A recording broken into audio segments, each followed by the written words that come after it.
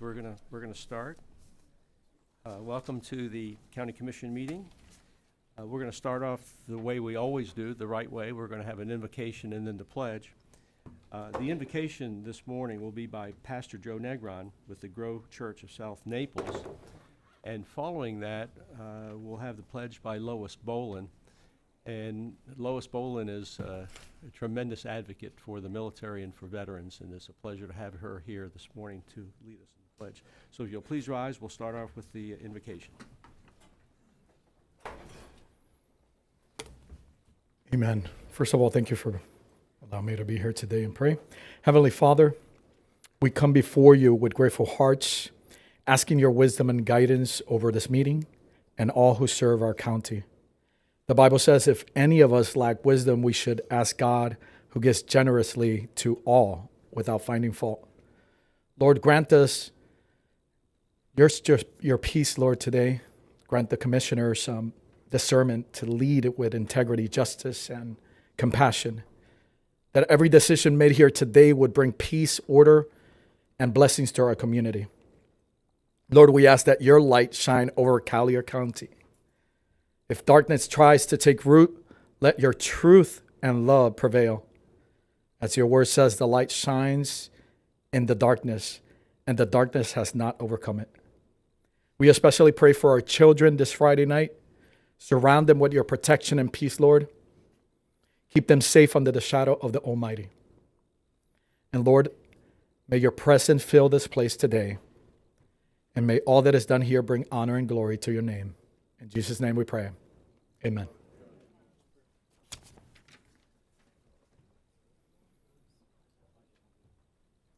I pledge allegiance to the flag of the United States of America and to the republic for which it stands, one nation, under God, indivisible, with liberty and justice for all.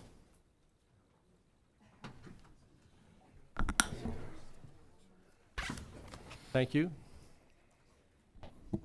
We have quite an agenda mix-up and change here.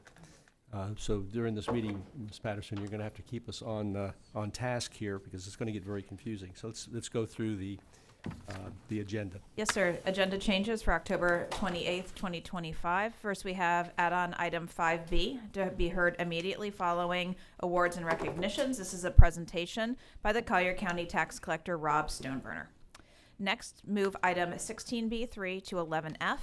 This is a recommendation that the board adopt a resolution designating that portion of Immokalee Road from Oil Well Road to U.S. Route 41 as the Charlie Kirk Memorial Highway and direct staff to install appropriate signage designating the Charlie Kirk Memorial Highway to be installed at each terminus of the designated roadway segment at specified intervals along the road and at all four intersections of I-75 Immokalee Road, consistent with county and FDOT signage standards. This item is being moved at Commissioner LaCastro's request. Move companion items 17A and 17B to 9C and 9D. This is a recommendation to approve an ordinance rezoning property from the Rural Agricultural Zoning District to the Residential Planned Unit Development for a project to be known as 8928 Collier Boulevard RPUD to allow for 92 multifamily residential dwelling units with affordable housing. The subject PUD consists of 9.49 plus minus acres, is located on the east side of Collier Boulevard, approximately 1,300 feet north of the intersection of Collier Boulevard and Hacienda Lakes Parkway in Section 14, Township 50 South, Range 26 East, Collier County, Florida. Its companion is a recommendation to approve an ordinance amending ordinance number 89-05 as amended, the Collier County Growth Management Plan to create the Bonita Flores Residential Infill Subdistrict to allow for 92 multifamily residential dwelling units with affordable housing, directing transmittal of the adopted amendment to the Florida Department of Commerce. The subject property is located on the east side of Collier Boulevard, approximately 1,300 feet north of Hacienda Lakes Parkway in Section 14, Township 50 South, Range 26 East, consisting of 9.49 plus minus acres. These two items are being moved at Commissioner Hall's request. We do have a series of time-certain items. As earlier indicated, item 5B, the presentation by the tax collector, will immediately follow awards and recognitions. Item 10A will be heard after the proclamations. This is a request that the board adopt a resolution that condemns anti-Semitism in all forms and expressions. Item 10B will be heard at 10 a.m. This is a recommendation to prioritize the construction of the additional athletic fields as recommended in the Hunden Partners studies as the next phase of development of the Paradise Coast Sports Complex, pending the approval of the Tourist Development Tax referendum. Items 11A, 11B, and 11C will be heard immediately following 10B. These is a presentation on funding strategies for countywide stormwater capital operations and maintenance program, a resolution to borrow up to $65 million via the Florida Local Government Finance Commission's pooled commercial paper program for stormwater capital projects, and a resolution amending a resolution 2022-123 to add transportation improvements for commercial paper funding and increase authorized borrowing up to $50 million. And finally, item 11D will be heard at 2 p.m. This is a recommendation to approve a resolution amending the Growth Management Community Development Department Services fee schedule with an effective date of January 1st, 2026, in accordance with the Collier County Code of Laws and Ordinance, Section 2-13. We do have court reporter breaks scheduled for 10:30 and again at 2:50. With that, County Attorney. No changes, thank you, ma'am. Commissioners. All right. Commissioner McDaniel, any changes? I thought we changed direction today. Yeah, Oh, you did. my I goodness. was sitting down here all relaxed, and then all of a sudden you called on me. I have no changes and no ex parte, sir. Commissioner LoCastro. No changes, no ex parte. Commissioner Hall. Same. Commissioner Colwell. I have no changes and no ex parte on the summary. I have no changes and do have on the summary no disclosure as well.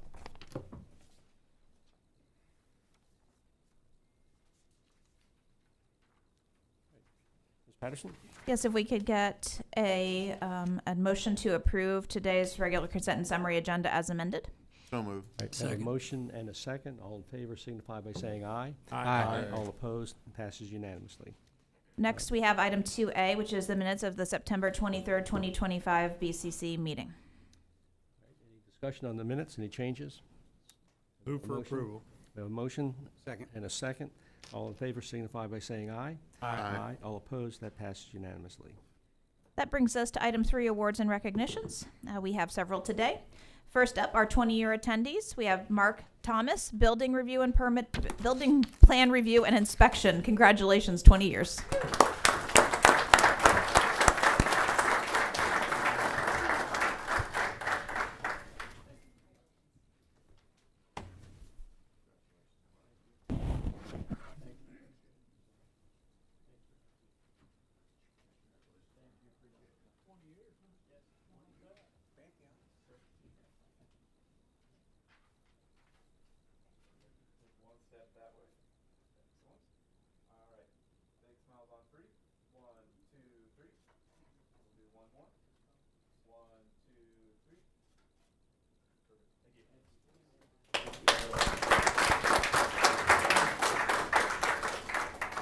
Next up, our 25-year attendee, Eric Wise, water. Congratulations.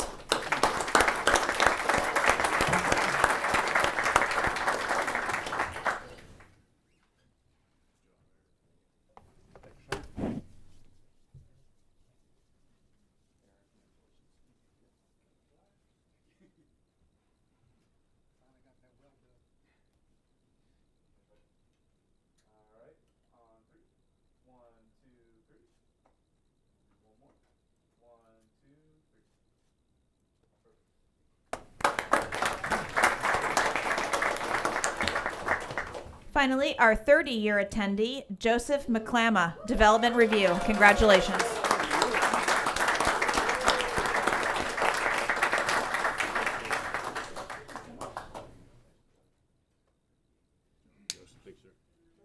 No gray hair, how do you do that? Thank you. Congratulations.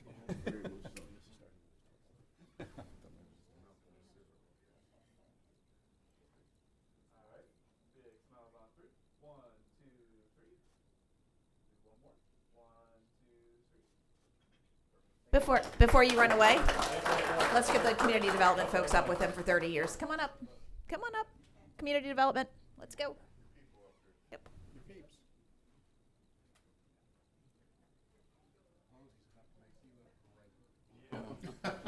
Whenever Bosey's in the picture, he's got in the middle.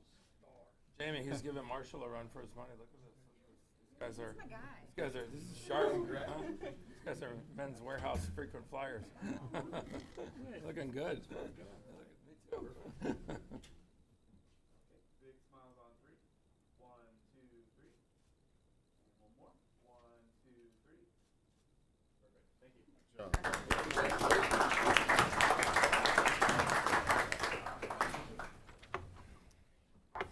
Commissioners, that brings us to our add-on item 5B. This is a check presentation by the Collier County Tax Collector, Rob Stoneburner. Mr. Stoneburner. Oh, little one? Good morning, esteemed members of the County Commission. You said check. Remember, I'll tell you, we'll get a little story about that. I will not take a lot of your time, as I know you have a busy agenda today. Rob Stoneburner, for the record, your Collier County Tax Collector. All treats, no tricks today, because last year we tried to play a little game and you guys were absolutely terrible at it, so I decided not to do it again this year. I thought I did really well. Spare the audience. As you all know, the Collier County Tax Collector's Office is a fee office. The way we run the office is collect a small fee on everything that we do. Liar. Just kidding. No, Rob, I love you. I love you. It was him. That came from like out of nowhere. Small fee. It is a small fee when we turn around and when I let you know at the end here.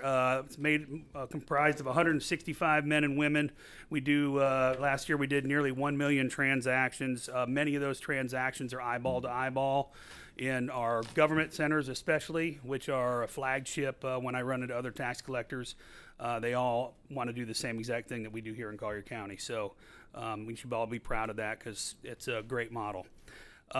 We do DLID, vehicle, vessel, registrations, titling, concealed weapon permits, birth certificates, hunting, fishing license, tourist tax, and obviously property tax.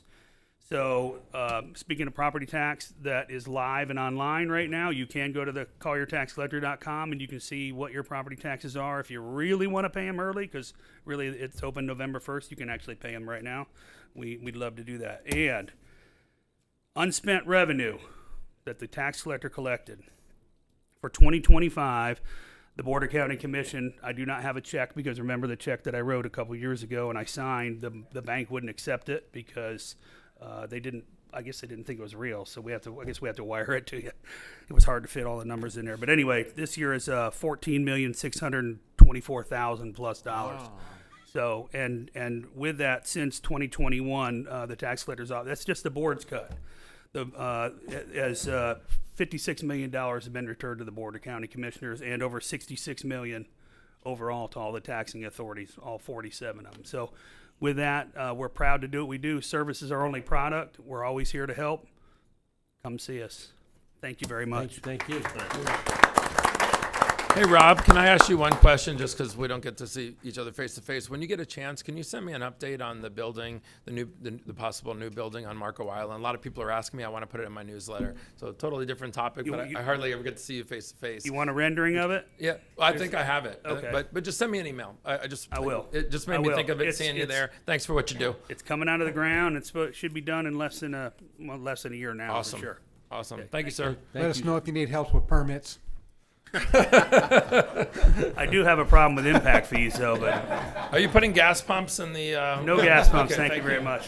I'm gonna wait for you to walk away, but Okay. I like to say I'm getting exercise. I had a public meeting last week and I had some individuals there, because the majority of our people here are not typically from Florida originally, and they said that was the smoothest process they've ever participated in.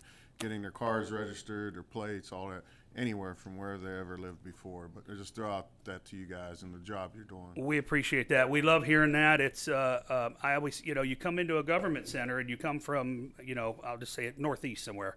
You go to see, the first thing you do is you see the clerk of courts and you file a declaration of domicile. You come over and you see us. You register your cars, get a driver license, go over to the property appraiser sitting in the same office, and you turn around and you file for your homestead exemption, and you walk out of there and they say, man, back in whatever state, it would have taken me 4 or 5 days to do that, and I would have rather had root canals, through all my teeth. So I think we do it right. That's why people want to come here. We welcome.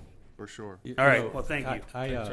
I actually just about 3 weeks ago got a renewal of my driver's license, and I was dreading going in to do that because you see all this stuff about how long it takes.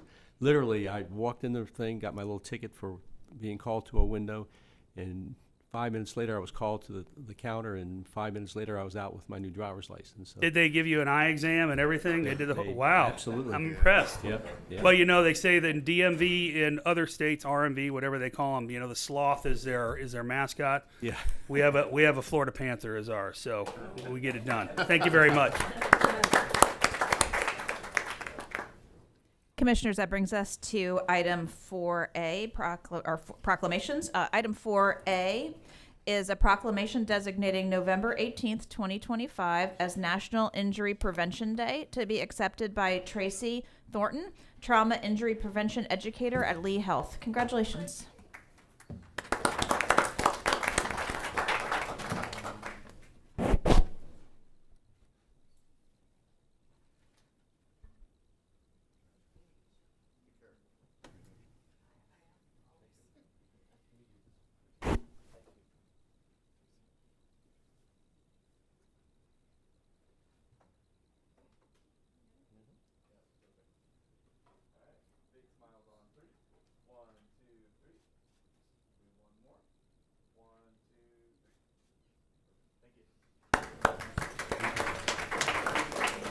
If you'd like to tell us a little bit about what you do.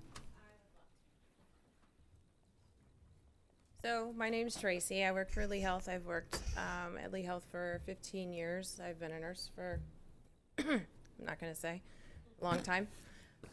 National Injury Prevention Day is very important to me, as my brother was a traumatic injury.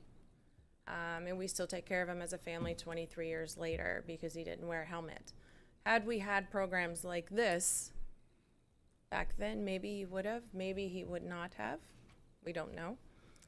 But it is very important to me, National Injury Prevention Day. So I want to thank the commissioners first and foremost for dedicating this day for us. Fire, law, EMS, all of our coalition partners that we work with on a day-to-day basis, we couldn't do it without them. We are the only trauma center in the 5-county area, so we just really appreciate your support and dedication to this proclamation. Thank you. Thank you. We need a motion to approve the proclamation? Yes, sir. We need a motion to approve the proclamation? So moved. Right, we have a motion and a second. All in favor signify by saying aye. Aye. All opposed, that passes unanimously. Commissioners, that brings us to item 10A. This is a request that the board adopt a resolution that condemns anti-Semitism in all forms and expressions. This item is brought to the agenda by Commissioner Saunders. And we have several speakers on this issue, so perhaps that would be best to call the speakers up, have them explain what the importance of this particular item. Yes, sir. We have 3 registered speakers. I apologize if I butchered him. First speaker is Nami Ikalov. Good morning, Chairman Saunders, commissioners. Thank you for your leadership in adopting the IRA working definition of anti-Semitism this morning. My name is Nami Ikalov, and I'm the president and CEO of the Jewish Federation of Greater Naples. It is an honor to serve as the voice of the vibrant and diverse Jewish community, representing everyone from our youngest families to our most seasoned members, spanning the full spectrum of political perspectives and including those who need support, as well as those who are blessed with the means to give it. Our local community is beautifully varied, yet united in our shared values and heritage. The Jewish Federation, through our Jewish Community Relations Council, works to build and strengthen relationships with our elected officials, our interfaith partners, and educational leaders throughout Collier County, as well as the partners with our other local Jewish agencies, temples, organizations, to strengthen our local Jewish community. We're deeply grateful for the opportunity to collaborate with you this morning on meaningful initiatives like today's proclamation adopting the IRA definition of anti-Semitism. Since the devastating attacks of October 7th in Israel, our Jewish community has faced an alarming rise in anti-Semitism, not just abroad, but here at home. In these incredibly difficult times, words matter, but actions matter more. Your proclamation today sends a powerful message. Collier County stands with its Jewish residents, and hatred has no place here. The IRA definition provides crucial clarity in identifying anti-Semitism in all its forms, from age-old stereotypes to contemporary manifestations. By adopting this internationally recognized standard, you've given our community, law enforcement, and educators a vital tool to recognize and address anti-Semitism when it occurs. Chairman Saunders, we're especially grateful for your championing of this proclamation. Your commitment to fighting hatred and protecting all residents reflects the values that make Collier County a place we're proud to call home. I must acknowledge Sheriff Rambosk and his exceptional team. Their dedication to ensuring the safety and security of our Jewish community, our synagogues, schools, and gathering places has been nothing short of remarkable. We feel seen, protected, and valued. To the entire Commission, thank you for this meaningful step. Our Jewish community feels deeply supported in Collier County, and that sense of belonging is precious, especially now. This proclamation strengthens the bonds between us and reinforces our shared commitment to dignity, respect, and safety for all. We look forward to continuing our partnership with you, working together to ensure Collier County remains a beacon of tolerance, understanding, and community for everyone who calls it home. Thank you.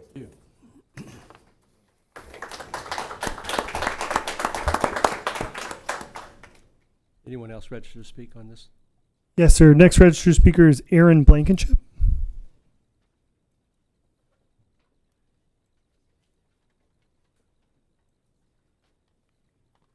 Good morning.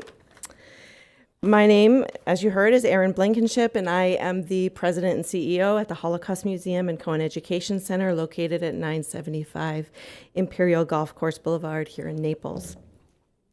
At our museum, we teach about the lessons of the Holocaust to inspire action against hatred and to promote mutual respect.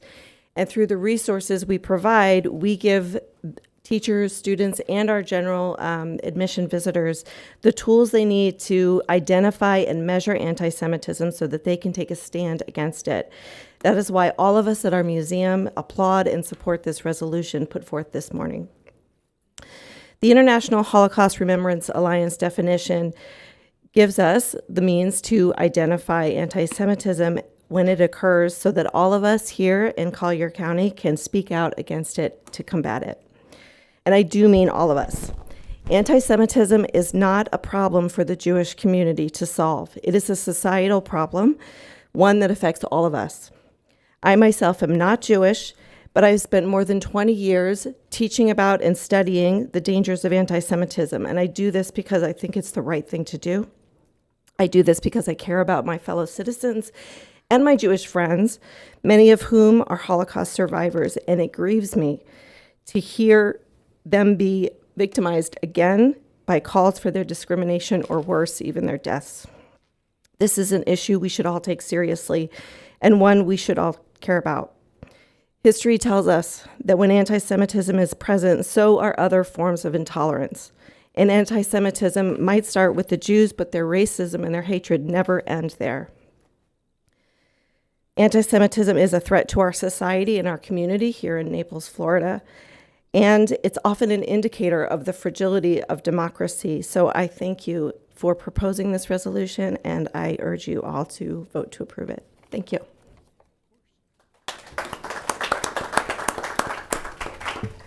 Your next registered speaker is Rosalie Bogo.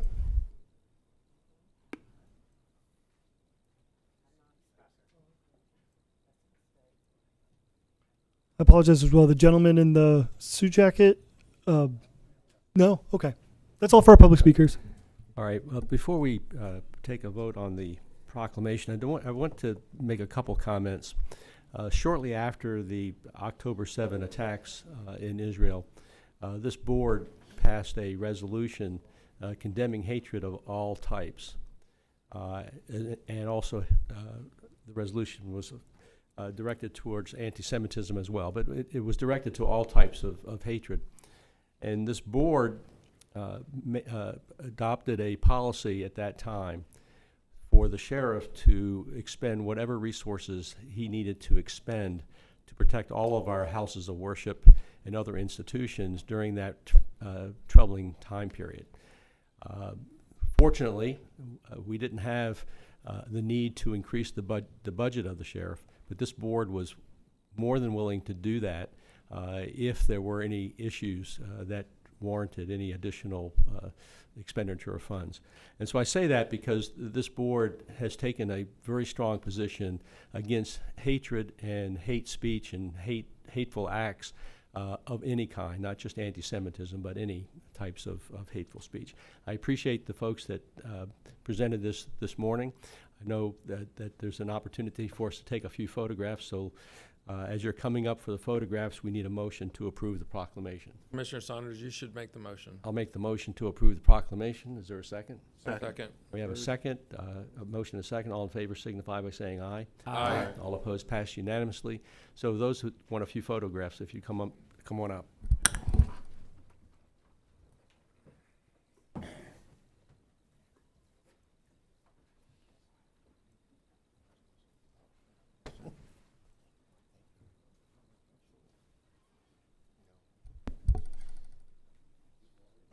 Best dressed group in town. Look at these sharp dressed people. Congratulations. Thank you for all you do. Yeah, absolutely. Thank you, sir. I appreciate what you do. I appreciate what you do. Yeah, great museum. You know, it's tough to walk through it, but it's very emotional.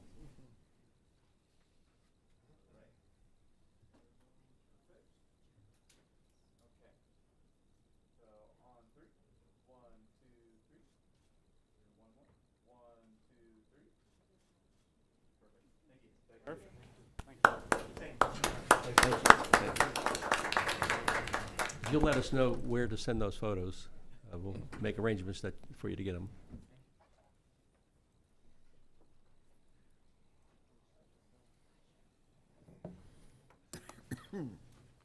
Commissioners, that brings us to item 5A, our quarterly tourism update. And Mr. Jay Tusa, your Director of Tourism, is here to present. Thank you, Ms. Patterson.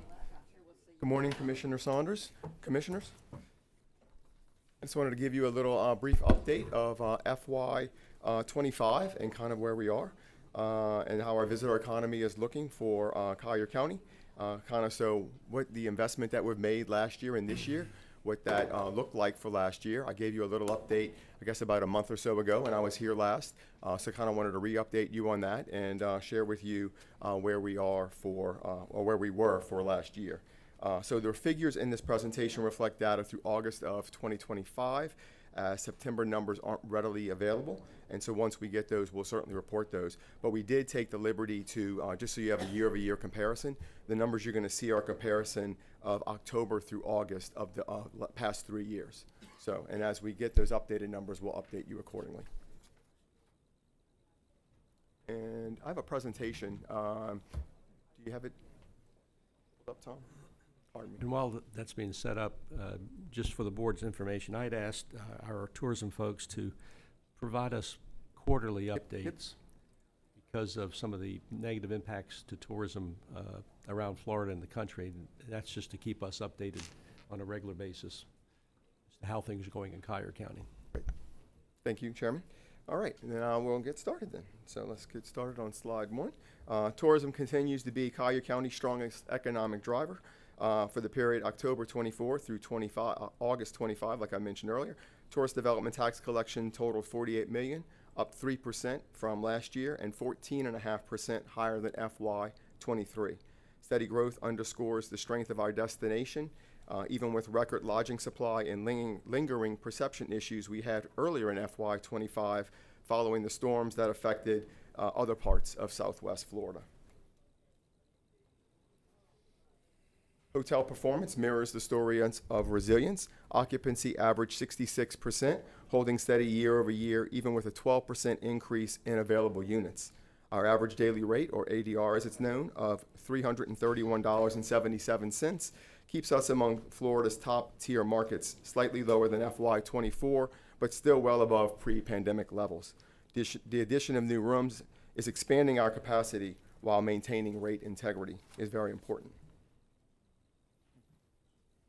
Here you can see in this table here, when benchmarked against our competitive set, the Palms, the Keys, Miami, Clearwater, Sarasota, and others, Naples ranks number 2 statewide in ADR and RevPAR.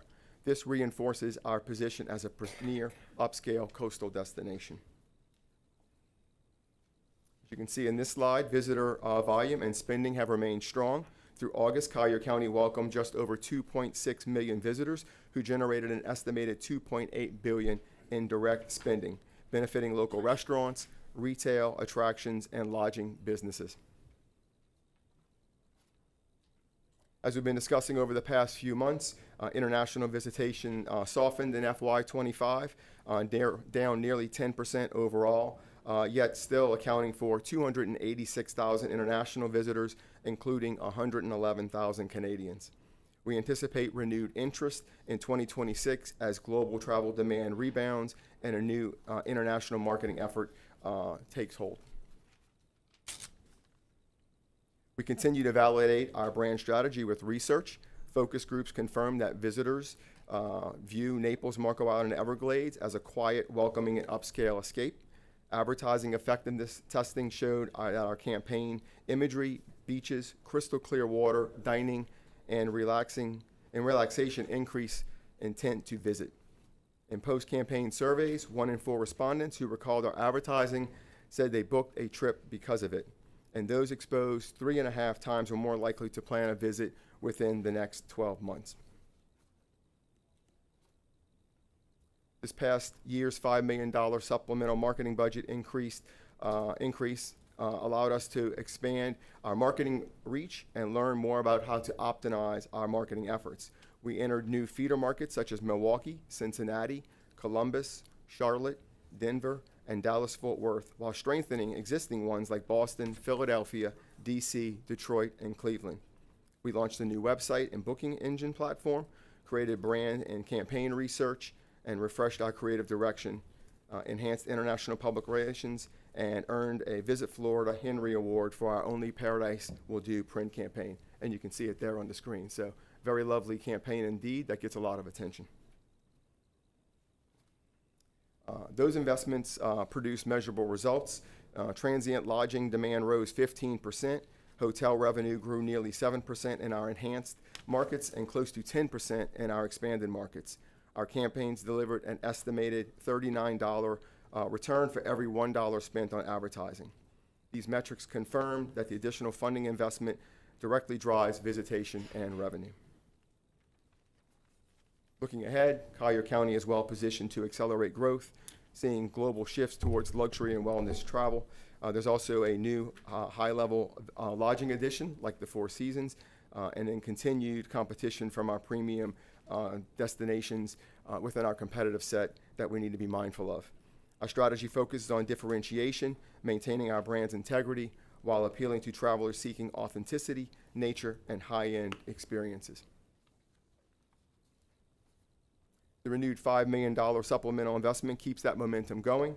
Key initiatives include year-round advertising campaigns and expanded seasonal markets, new luxury media partnerships, enhanced group and meetings outreach, a new research-driven brand campaign, advanced use of AI for trip planning, SEO and social marketing, and a partnership with Tourism Economics for deeper data attribution and ROI tracking, which we all know is so important that we get the results that we're looking for out of our investments. Together, these initiatives strengthen our competitiveness and our accountability.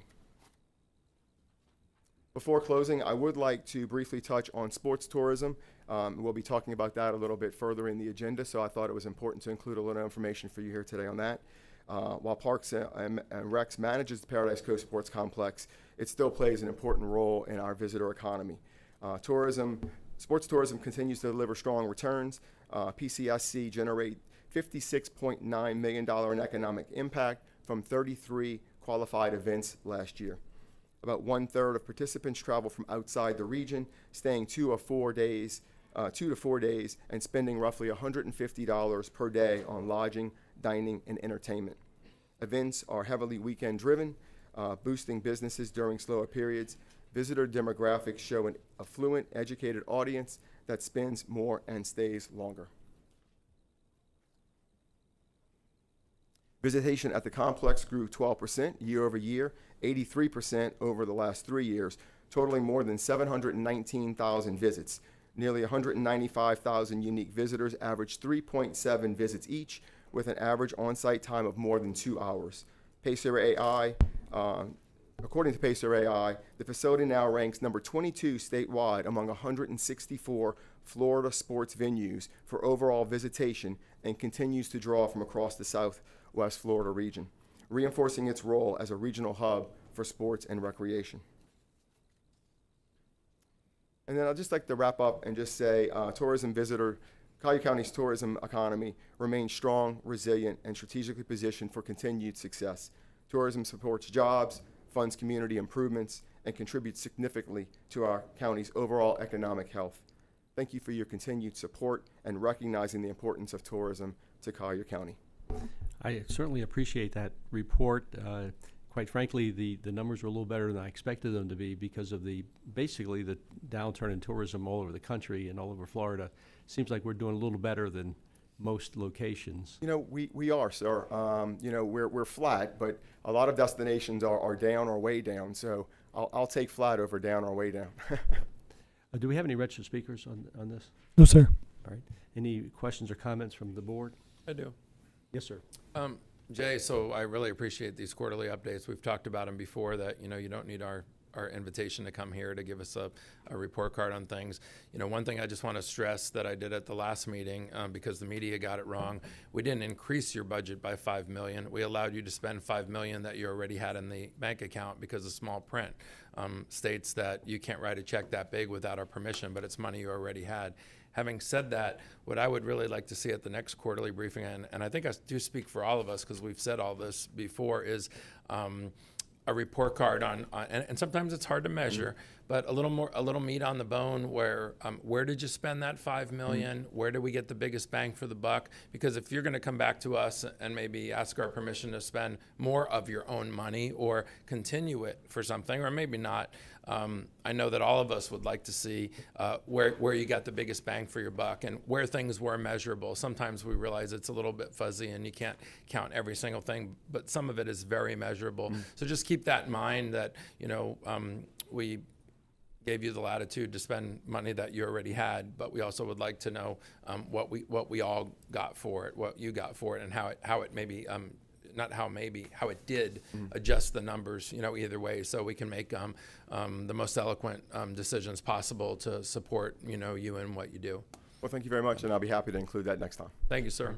And stick around for item 10A, I believe. Be sitting right here for you. Any other comments from the board? Ms. Patterson, how about public petitions? Have we? Yes, sir. Item 7, comments? public comment. Yes. Yes, sir. We have three registered speakers today. We'll start with Ms. Eva Front.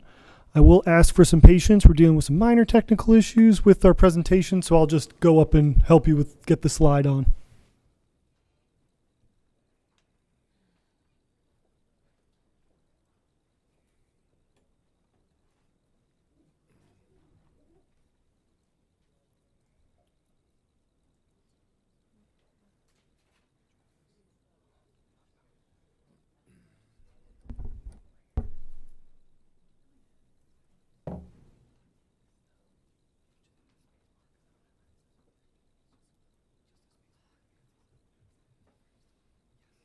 Nope, your time is up. Sorry.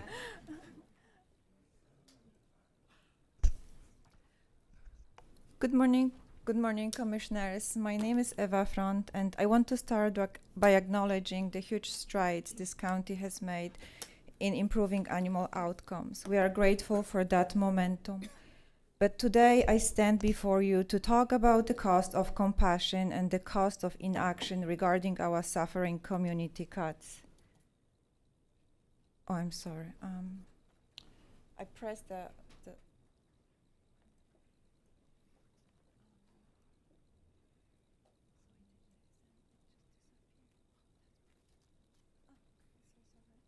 Sorry. Commissioners, the crisis is no longer creeping, it is surging. The data tells a heartbreaking and financially terrifying story. The number of stray cats taken in during September more than doubled from last year, jumping from 132 to shocking 338 animals. This explosive influx of innocent life is forcing our dedicated staff to chase a constantly shifting finish line. And the cost of this losing battle, it is reflected in your new budget. The department's budget has increased by 58% to over $8 million, with operating expenses skyrocketing to over 120% in just one fiscal year. We are not solving a problem. We are simply throwing more money at the symptom of overpopulation, actively bleeding resources. Commissioner Hall, in your recent discussion about priority-based budgeting, you spoke of government efficiency, fighting routine, and embracing high-impact, low-cost solutions. I strongly believe that implementing a robust population control programs is the definitive high-impact, low-cost initiative this county needs. My deepest fear is if Collier decides to outsource this critical service based on a standard low-cost solicitation process, we will surely end up with the cheapest option, affordable trapping business, just like the one that made hundreds of cats simply disappear from a local apartment complex last year. We cannot allow this cruelty and sacrifice our integrity for the lowest bid. This is what the public wants. This is the data-driven approach that will truly reduce the influx of animals and finally begin to save precious taxpayer money in the long run. I am asking for your vision and your compassion. The expertise and solution are already here. I urge your leadership today to direct the county to enter into a strong public-private partnership with our local established rescues. These dedicated heroes have the infrastructure and commitment to immediately implement an effective trap-neuter return program, showing that truly efficient government is above all humane. Thank you. Thank you. I'm a little bit confused here because this board has committed both time and resources to dealing with stray animals. And Ms. Patterson, if you could spend a minute, because I think some of the information you have may be a little bit outdated, because we are looking at, this board has approved, looking at public-private partnerships to accomplish a lot of the things that you just outlined and to make sure that the animals are treated properly. So Ms. Patterson, what's the status of that? Yes, sir. So we are actively working on a solicitation to partner with our local rescue partners. We anticipate that being out for a solicitation. It requires a solicitation. We can't just pick and choose. Sometime in the early part of the winter, so January timeframe. The reason being is we want to make sure that that solicitation reflects our needs. We're modeling it after counties that have done something like this similarly.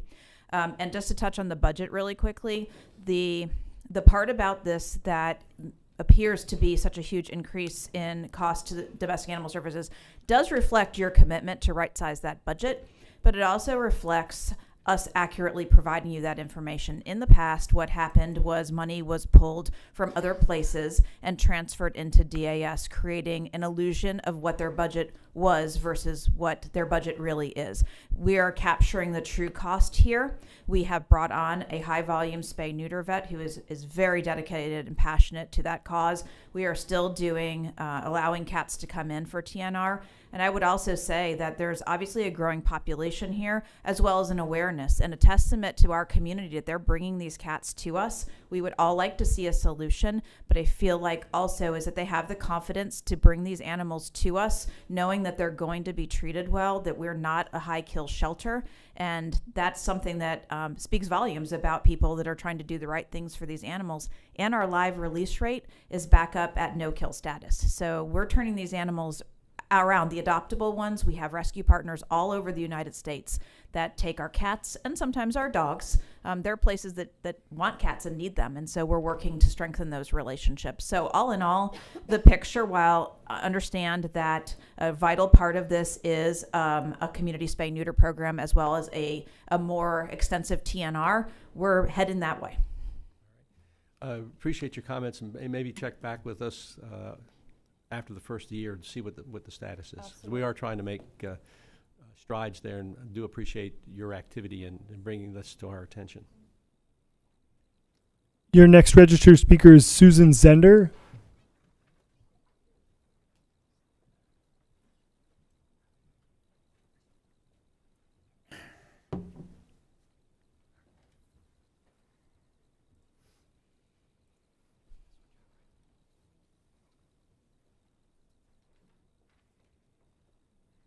Morning, Commissioners. My name is Susan Zender. I know this is on a similar topic. Thank you for your dedication to improving animal welfare in our county, and special thanks to Director McLean for the progress made at DAS over the past year. I am also here to talk about community cats. The cat intake numbers at DAS for the month of September more than doubled in the past year, from 154 cats in September 2024 to 372 cats in September 2025. This reflects a population explosion in the field. I am aware that a comprehensive approach to solving the community cat crisis is in the planning stages, and it will involve working with trusted partners. This is great. I know this will take time because it is important to select organizations with proven experience of TNR success, and especially humane trapping techniques. I do understand that it will take several months to implement this plan. My concern is that we are experiencing a spike in cat intake, which reflects a population explosion in the field. So immediate action is needed to help stabilize the surging growth in the cat population. As we begin a new fiscal year, I ask that the county consider allocating temporary emergency funding to contract now with trusted TNR partners over the next few months, just until a permanent program is in place. This short-term investment could prevent the cat population from spiraling further out of control until the permanent program to partner with TNR partners is implemented. Thank you for your time. Thank you.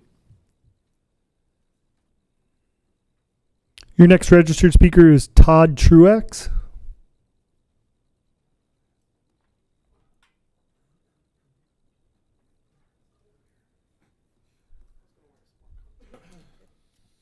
Good morning. Good morning, Commissioners. My name is Todd Truax.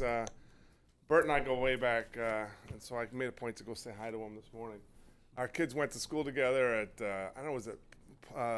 Lake Park? No, the Gulfview Middle. Oh, yeah. And then maybe, did they go to Naples High too? Mm-hmm. Yeah, they were in the band together and all that jazz. And so I've known Bert for a long time. And I've been watching you guys, and I come to visit on occasion just to say hi and address any issues that catch my attention.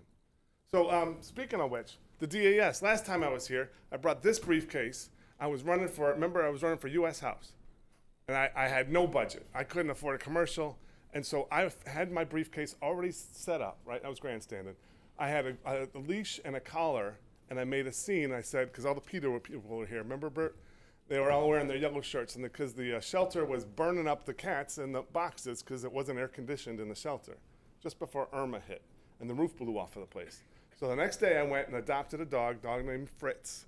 He came with the name. They found him at the Indian reservation. Awesome animal. Go adopt a pet, all right? We've had Fritz as part of the family for a long time. Cost me $60, the dog, right? My wife just dropped $1,800 taking cancer off of him, right? It's important. Save the animals. Do your part. But the real reason I came here is because I read in the newspaper or online that there's a proposal I got a minute and a half, so I'm going to make it fast. There's a proposal to make something called Charlie Kirk Memorial Highway. We have that on. I our- know, but I want to talk about it now because this is my time. I got a cannot. minute and 11 seconds. Well, I want actually- to talk about that, and I want to propose that we turn Shark Valley into the Charlie Kirk Mr. Truex, dead end. Yeah.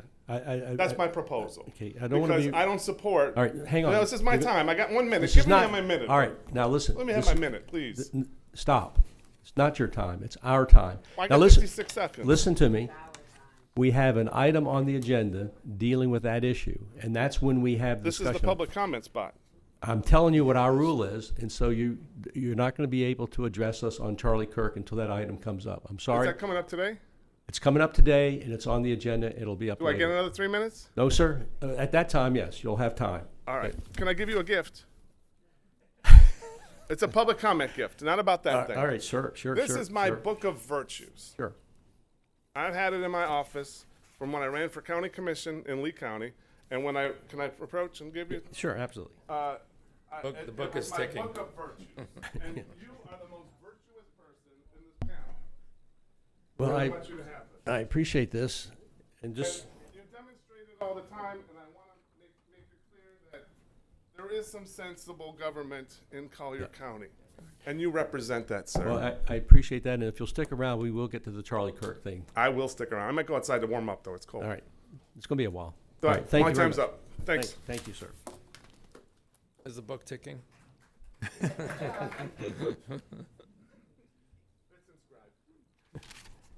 Yep. All right, Ms. Patterson. Sorry, sir. We had a late addition to the public comment. Daniel Francis Cook.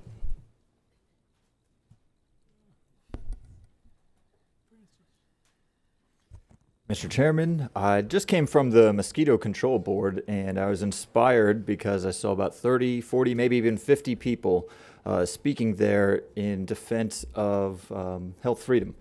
And I just wanted to come here to inform the board that, that there was that many people there, and as well as letting you know that there's a large group of people at the Mosquito Control Board requesting that they make some adjustments to the way that they are spraying to control the mosquitoes. Also wanted to take advantage of the public comments to speak about freedom just generally, since these are general public comments. You know, when I saw that large group of people standing up for, their rights and getting the courage to speak out, it inspired me to once again come back here and speak about the importance of we the people exercising our freedom of speech. It inspires me to remind the people and remind the public of the power that we have with our freedoms and with our rights, with our Constitution. Sometimes it's challenging, sometimes it's hard to stand up for your rights and stand up against authority, stand up against wrongs that may or may not be happening from the government, but it does take courage to stand up and defend our rights, and it's important for we the people to be reminded of that from time to time. And with that said, I'd like to maybe share what I found is something about some of our founding documents. So we have our Constitution and the Bill of Rights. And the purpose behind our founding documents is important to understand and understand. So from my perspective, the Bill of Rights, which includes freedom of speech, the right to bear arms, privacy rights, due process rights, as well as the very important 10th Amendment, which is the line between the power that the federal government has and the power that the states and the people are to retain. Being reminded of the fact that we have these rights is something, like I said, something that needs to be remembered and exercised, and from my perspective, the difference between the Bill of Rights and the Constitution is that the Constitution, as well as the Florida Constitution, is like the rule book for the government, whereas the Bill of Rights and Section 1 of the Florida Constitution is the list of rights that we the people have, and knowing that difference is something I think is worth speaking about. Thank you. All right, thank you, sir. Dead on. No other registered speakers on? Yes, sir. That's the final speaker. Ms. Patterson, we have about 5 minutes before we get to the 10 o'clock. Do you want to squeeze a few things in? Sure, Commissioners, I think we could go to our item 11E, which is a recommendation to authorize the purchase of 3 lots located at 1756 and 1742 Danford Street in the amount of $860,000 from WSA Development Group, LLC, to support the Bayview Park expansion. Mr. John Dunnick, your Executive Director of Facilities and Redevelopment, is here to present. Good morning. This is a follow-up to a July presentation we made to acquire additional properties outside Bayview Park for boat launch parking and other community needs. This is the first developer agreement to fall in place. We're recommending 12.5% above appraised value, which actually is what the developers paid for it 3 years ago. It's actually in line and less than the property appraiser's value, and we're recommending proceeding forward. Any questions from the commission? Anyone registered to speak on that? No, sir. I think we're all familiar with what we're trying to accomplish there. Make a motion for I'll approval. make a motion. Well, you All right. can. It's your district. Go ahead. I'll make a motion to approve. All right. Have a motion. We have a second. I'll second it. All right. We have a motion and a second. Any discussion? Seeing none, all in favor signify by saying aye. Aye. All opposed, that passed unanimously. Thank you. Commissioners, do you see any issue with getting our folks up and get ready for our 10 o'clock time certain? Let's go ahead and start that. Okay, very good. That brings us to item 10B. This is our 10 o'clock time certain. This is a recommendation to prioritize the construction of the additional athletic fields as recommended in the Hunden Partners studies as the next phase of development of the Paradise Coast Sports Complex, pending the approval of the Tourist Development Tax referendum. This item is brought to the agenda by Commissioner Saunders. And we have a number of people that are here to present on this item. All right, I have a few introductory comments. And the board's aware of the fact that I've been talking about Paradise Coast and trying to find ways to fund the last phases of that. So I got a couple things that I want to kind of read into the record so there's a good understanding of why I've brought this forward. The purpose of this agenda item is to have the Board of Commissioners commit to the construction of the additional athletic fields as outlined in the Hunden Partners study as the next phase of the development of the Paradise Sports Park upon approval of the referendum that's scheduled for November of 2026. This commitment is needed for several reasons, and this is the reason I really brought this forward, and this is important. This commitment is needed for several reasons. One, our tourism business has struggled to attract tourists in the summertime. We were just told that there's a 66% occupancy year-round in our hotels.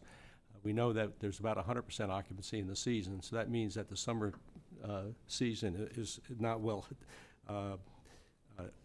does not go really well for our tourism industry. Our families need more fields for all field sports, including baseball, softball, soccer, and football. And the Collier County chapter of the Florida Restaurant and Lodging Association supports this ballot initiative since it will attract tourist-related business during the summer. And finally, the business community support is critical to the passage of this referendum, since it is the business community that will be able to develop and fund the campaign to educate the electorate of the benefits of supporting the ballot initiative. This is a tax on the tourist industry. It's not an ad valorem tax, and the citizens and voters are going to need to know that distinction. We cannot spend money on any type of advertising or any type of a campaign. We need to rely on the business community to do that, and they're committed to do that, to doing that. As evidence of that, we have a letter from the Florida Restaurant and Lodging Association that we all received. A couple little comments in that. On behalf of the Collier chapter of the Florida Restaurant and Lodging Association, we are writing to emphasize our support for the completion of the final phases of the Paradise Coast Park, the premier sports venue in our area. Our priority at this time would be the completion of the ball diamonds, which will enable local, regional, and national play from May through October. This addition would significantly enhance our ability to attract high-profile tournaments and events, bringing visitors to Collier County and supporting local businesses in the process. We look forward to supporting the education of the electorate in this vital issue over the next year. In conclusion, we respectfully request you to prioritize the completion of this project and appreciate your commitment to our prosperity. And so we have a few items on the overhead that we'll go through. Obviously, the first one is just an outline of the complex as it has been laid out. If we'll go to the next slide, the next slide shows very clearly that the area for the fields has a lot of the infrastructure already in place. The area has been laid out for it. The roads are there. This is an area that is ready for construction as soon as we get funding to do that. And hopefully in November of 2026 we'll have that funding in place. The next slide just talks a little bit about some of the implications of the Hunden study. I've got a few notes that I'd like to just emphasize. Visitation at our park peaks from October to March, aligning with Collier County's tourism season, but there is potential for significant growth in summer visitation. Diamond Sports offer the greatest economic impact by filling hotels with frequent summer events during the area's slowest season. Southwest Florida's indoor sports tourism market offers strong future potential, but it overlaps with the peak visitation season. On the next slide, we have the Hunden recommendations. Again, just a couple quick comments. The recommendation, 11 dedicated diamonds, softball, 5 diamonds, baseball, 6 diamonds. This configuration may change, but it's important that we make the commitment to do the fields next. And then it talks about the future phases, the indoor field house. That's something that Hunden suggests that we do after we do the fields. And then finally, in terms of what I wanted to present, we have what Hunden referred to as Scenario 2, the outdoor expansion projections. And the hotel tax, $18.8 million over the next 30 years, and that's just the tourist tax. The county sales tax, $105 million. And so $124 million is projected in county taxes, but that's just the tip of the iceberg. Gross spending, $2.94 billion. It really indicates what kind of activity can be generated from this, and really the sales tax revenues from that type of activity. So that's the reason I brought this forward. It's important that we make a commitment because it's important that we have the business community behind this. But in addition, it's really what the community needs. We need those fields. And so I've asked Mr. Hanrahan if he would give us a little bit of insight as to what our inventory is and what we need, and really how much use we have out of those existing fields. Absolutely. James Hanrahan, Director of Parks and Recreation. Good morning, Commissioners. Currently, Collier County maintains a total of 34 lighted fields, 5 baseball fields, 17 softball fields, 6 Little League fields, and 6 additional softball fields made available through our interlocal agreement with Collier County Public Schools. While this inventory is considerable, it falls short of meeting the growing volume of field requests. Field allocation has become increasingly challenging due to overlapping requests from multiple organizations.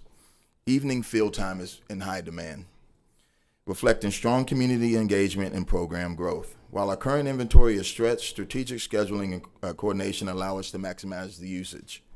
Our partnership with Collier County Public Schools continues to provide valuable support, and we're exploring ways to better align access with community needs. The next slide shows a snippet, not the entire, but a snippet of the diamond organizations that we work with. We currently support over 25 active baseball and softball organizations ranging from youth leagues to senior programs. Participation remains strong with more than 2,000 youth athletes, 1,500 adult NCRP, North Collier Regional Park softball players, 280 seniors, 180-20 in the Super 60, which is a specific senior group, and 65 in the Golden Gate Baseball senior program. These numbers reflect high community demand and reinforce the need for equitable field access. If approved, parks will make full use of the additional fields and support our growing programs and improve access for all users. Thank you. We do have 2 commissioners lit up. Do you want to finish the presentation before you get into your conversation, or? Oh, man. Just wanted clarity on that first slide you had up there, Chairman. Yes, sir. The overhead picture. Can you have that back up?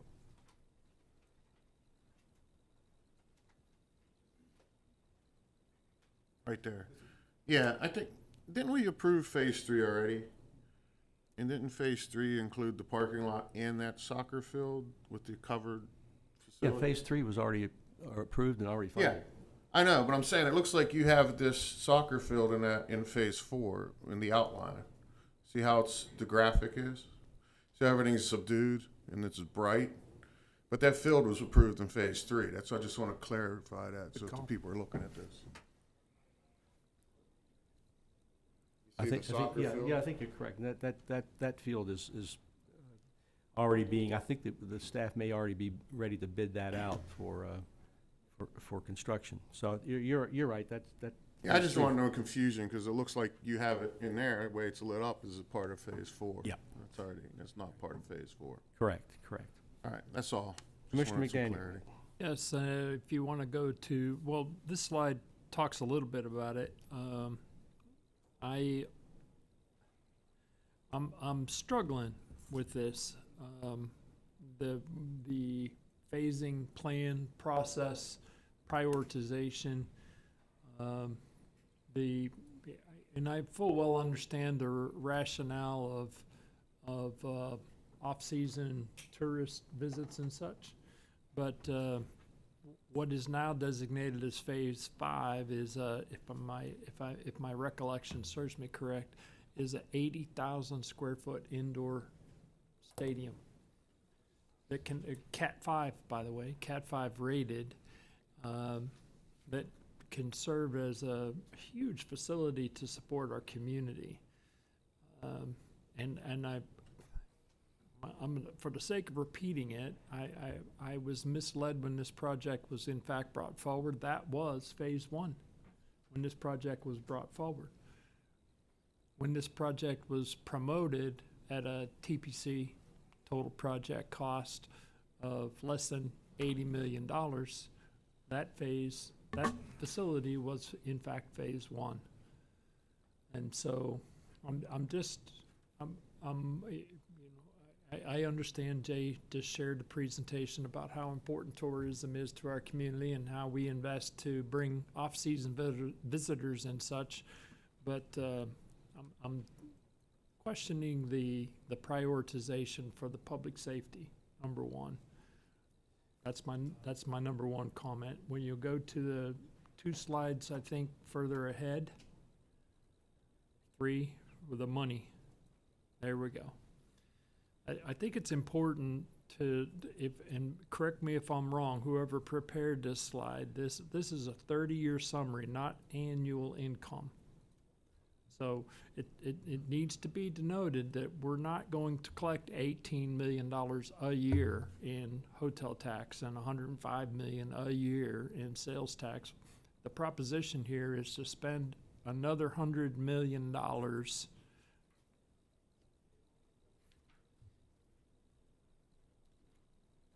with these annual revenue streams being put forth to theoretically offset that.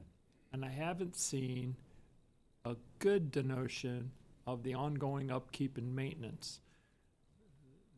These 2 phases are going to increase the TPC in this project to in excess of $200 million. And the budgeting with regard to the repairs, the maintenance, the upkeep, and so on are of grave concern to me. We oftentimes are really good at building pretty and glitty, but we're not really talking about the ongoing upkeep and maintenance. So I've made my comment. I'm wrestling with supporting this prioritization, number 1, and then number 2, having the mechanism put in place at some particular point in time to control our expenses. It's imperative, especially with the environment that we're all living in, that credence be given to these ongoing upkeep and maintenance. I have a couple of comments in response to that, if I might.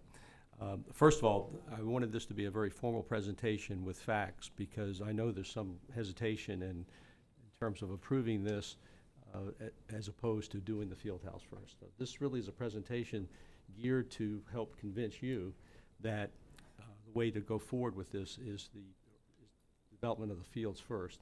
Now, there is an opportunity potentially to do the fields and the field house simultaneously at some point, but in terms of the getting the support of the community and getting support of the business community in particular, and the Restaurant and Lodging Association, it's important to them that we build those fields, and it's important to us to have their support in order to get the one and only mechanism we will have to fund this approved in November of 2026. And so, Commissioner McDaniel, this really is a presentation to hopefully convince you that doing these fields first is what the community needs. It's what will help get the only mechanism to fund this approved in November. And if we're going to build a field house, this is the only mechanism for funding a field house in the future, is that November 2026 referendum. And so we're going to hear some more discussion about this. In terms of the ability to house people during hurricanes, we have a memorandum of understanding with the school district. The school district has informed us that they have absolutely no problems with that. They appreciate the opportunity to work with the county. They've done it in the past. Hurricane Irma, we used quite a few schools.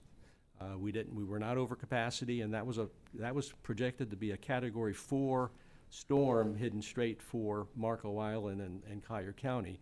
We had a lot of people that sought shelter. We still had plenty of excess capacity for that. So the idea that a field house would serve as a storm shelter, that's great, and it will ultimately, but it's not something that is absolutely needed today. We have the ability to shelter people in the event that we have another major hurricane. And again, the school board has no problems with that. Clearly, this will not generate enough money over any period of time to pay back the cost of construction. It was never designed to do that, and that's one reason why we levied the tourist tax to pay for it, as opposed to going to our ad valorem taxpayers. This will serve as a regional park to satisfy a lot of the needs for this community in terms of these fields, without the citizens having to pay for it. The tourists will be paying for it.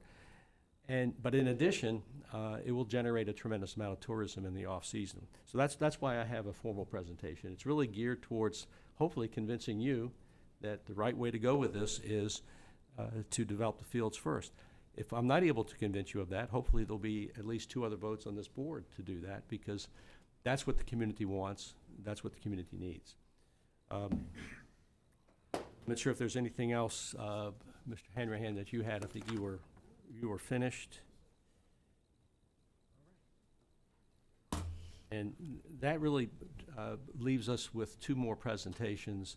I've asked Mr. Tusa to talk a little bit about the impacts on tourism. Commissioner Hall, did you have a comment? I had a question. Yes, sir. If you could expound on how can we be assured that this is what the public wants? Well, I don't know if we have any registered speakers. We do not. I have communicated, and as a matter of fact, I guess about a month or so ago, we did have a representative of one of the organizations that does soccer for youth talking about the need, her difficulty in getting fields and the need for this. We can generate more information on that issue. I have communicated with numerous organizations about the need. Mr. Hanrahan, perhaps you can address the question that Commissioner Hall has just raised. How do we know that the community needs more fields? I think you hit on that, but maybe a little bit more information would be helpful. Well, if I may first, I understand the need for the fields, and I understand the benefit in the summer, but if we're only asking the hotels and we're only asking the people playing baseball and softball, the obvious answer is yes. My question is, how can we be assured that the people in general, outside of the hotel industry, the restaurants, outside of the people playing at the fields, how can we be assured that this is what they want? That's my question. We do have, I don't know, did you want to make a few comments? Yep, but you have to come up to the podium, and it's on this particular issue. How do we know that the public wants this? That's the information I've been getting, is that this is what the public wants, but, So my name is Veronica Docio, and I'm here on behalf of Naples United FC. We are a soccer club that operates in Paradise Coast Sports Complex since the inception back in 2020. We've been partnered with them. Our program grew from just our first team and 0 kids to now we have almost 300 families within our organization. And I also see that there's partner clubs here as well that work with us in the complex. And on behalf of Naples United FC and as a mom of 2 boys that play the sport as well, we have, just to give you an idea, we have kids training at 10 p.m. at Paradise Cool Sports Complex because there's no field availability from 6 to 8 p.m., which is when kids should really be practicing the sports. So, we have divisions, youth divisions, training at 10 p.m. because of this lack of field space. And I don't need to tell you, what that does to the kid in terms of school and stuff like that. But it's something that is, the fields are needed within our community, not just for the baseball, but just for other sports. And there's also, I'm training soccer. There's American football leagues going on besides us. There's lacrosse besides us at some other times of the year. So it is needed for the community. And as Naples grows, as more kids come, families grow, the need will grow. There's no doubt about that. Since 2020 till today, it grew substantially. It will continue growing. And we need to have these kids playing sports and not doing other things within our community. They're going to be the people sitting here and making decisions on our behalf in the next 20, 30 years. all right, thank you. I have a comment. Yeah, we have 3 commissioners that are lit up, so let me. I just wanted to ask her a question. Yes. Ma'am, what sports did you say you? Soccer. Soccer. We're talking about baseball fields. No, I understand, but there was, one of the commissioners was asking, other members of the community, I know, but not we're just talking baseball. about building baseball fields. No, I understand, but baseball is a sport, correct? So Yeah. just like kids I play understand soccer, it's a they sport, play. yeah, but just the need was soccer, so I don't. Well, let I'm me just trying to wrap my head around that. Let me for address discussing that. baseball fields. Let me address that because several of these fields will be multi-purpose fields where soccer Let me will ask play. the staff then to convert these. Does that take time, manpower, restriping? So if the design is approved, and I was just talking to Mr. Lieberman with Sports Facilities, it would be oversized outfields where you could do small-sided soccer out there. So yes, paint would be needed. You would have to bring the soccer goals out there. But there's a design, and they actually have it at some of the, and Sports Facilities will talk about it. They have this design at some of their other locations where you can do rectangular sports on the outfield because they're oversized. On average, I know we have a gentleman here from the sports complex. On average, what's it cost to stripe a field when we have to restripe it for a different sport? Mike Lieberman, if you could come up. I was just getting a clarification. Michael Lieberman, Assistant General Manager, Paradise Coast Sports Complex. The question again? What on an average? I know when you guys have to restripe a field from one sport to another. On average, what's that usually cost for you guys to redo it? It will take us to put down lines for a soccer field about 25 minutes to paint. During that time, we can move the goals. Realistically, the paint costs us about $30. It's not That's a different number than I heard last time. It's not a significant cost for us to absolutely paint one specific field.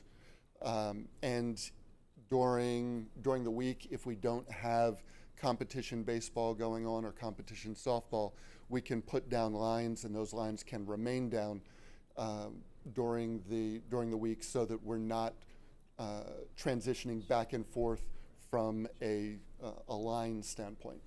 Now, if we're going to have, can I hold you to that $35? It's a cost of a jug of paint. Somebody got to put it down. What are we paying him? He's on salary. He's already here. So he don't get paid? Salary is a paycheck, sir. It is. That's It how I is. check. And one of the things that I believe that I'm just trying to make a point here because we're really trying to, because I understand where Commissioner McDaniel's coming from. You know, he's talking about the phase one back in the day was the field house, and we keep punting it, kicking it down the road. Now we're talking about locking ourselves into the baseball fields. But I heard from one person from the community that coaches soccer, which is not really baseball, and the needs for additional fields, we would have to do extra work to convert these if she was to use them on any particular date to soccer fields, correct? there is a slight. And it's an extra cost, correct? There's depending on what the schedule is and how much we're moving back and forth. It's an extra cost, right? There is a slight additional cost, yes. All right, that's all I want. Yep.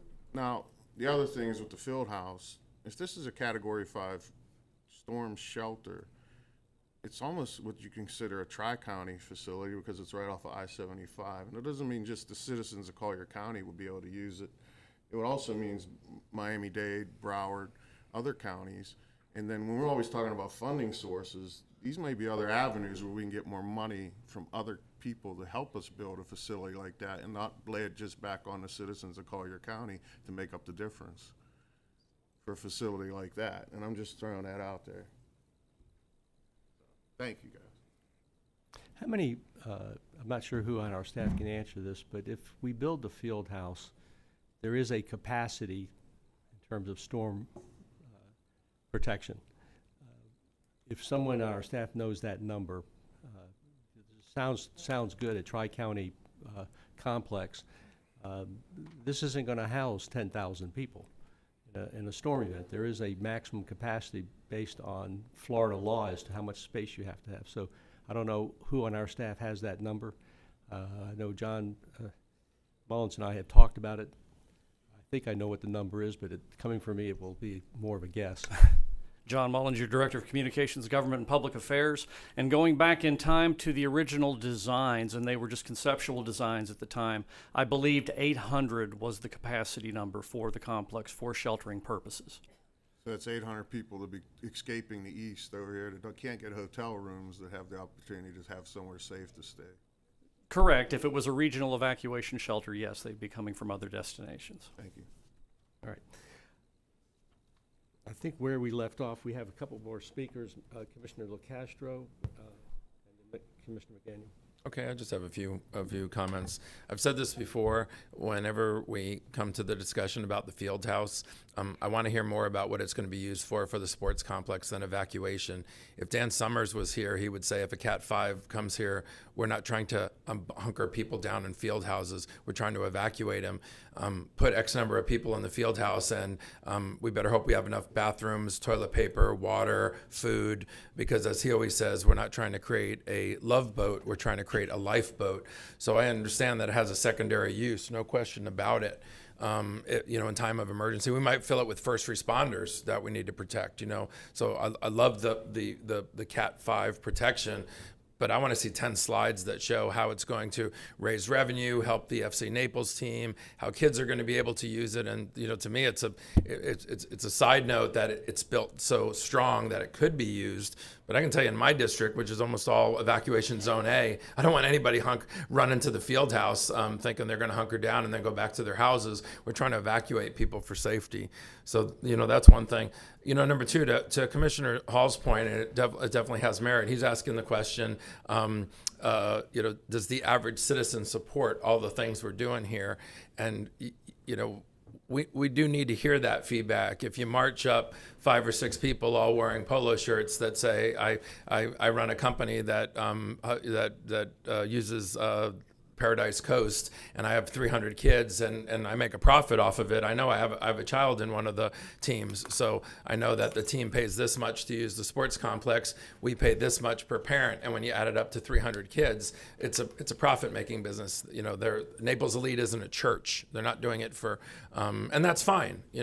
But one of the questions we asked a long time ago is, where did all these kids play before the sports complex? And the reality is, if you build it, they will come. The reason why this has all grown is we built something that's an amazing facility, and I think we just have to find the sweet spot, because I think if you added 30 more baseball fields. People would come from Sarasota and Tampa. There's a shortage in several different communities, and we've had these football camps that come here from all over the country to use the sports complex. So we've got to be careful. I think finding that sweet spot of first of all, we're limited by footprint. I mean, we're not going to be able to build 50 fields, but those are the kind of things that are on my short list that I want to hear a little bit more about. Use of the field house, what's the sweet spot on the fields, and then overall, when we talk budget and business plan, the sports complex, to Commissioner Saunders' point, it was never supposed to be a cash cow, and it's not supposed to be. But we also have to make sure that our tourism dollars didn't build something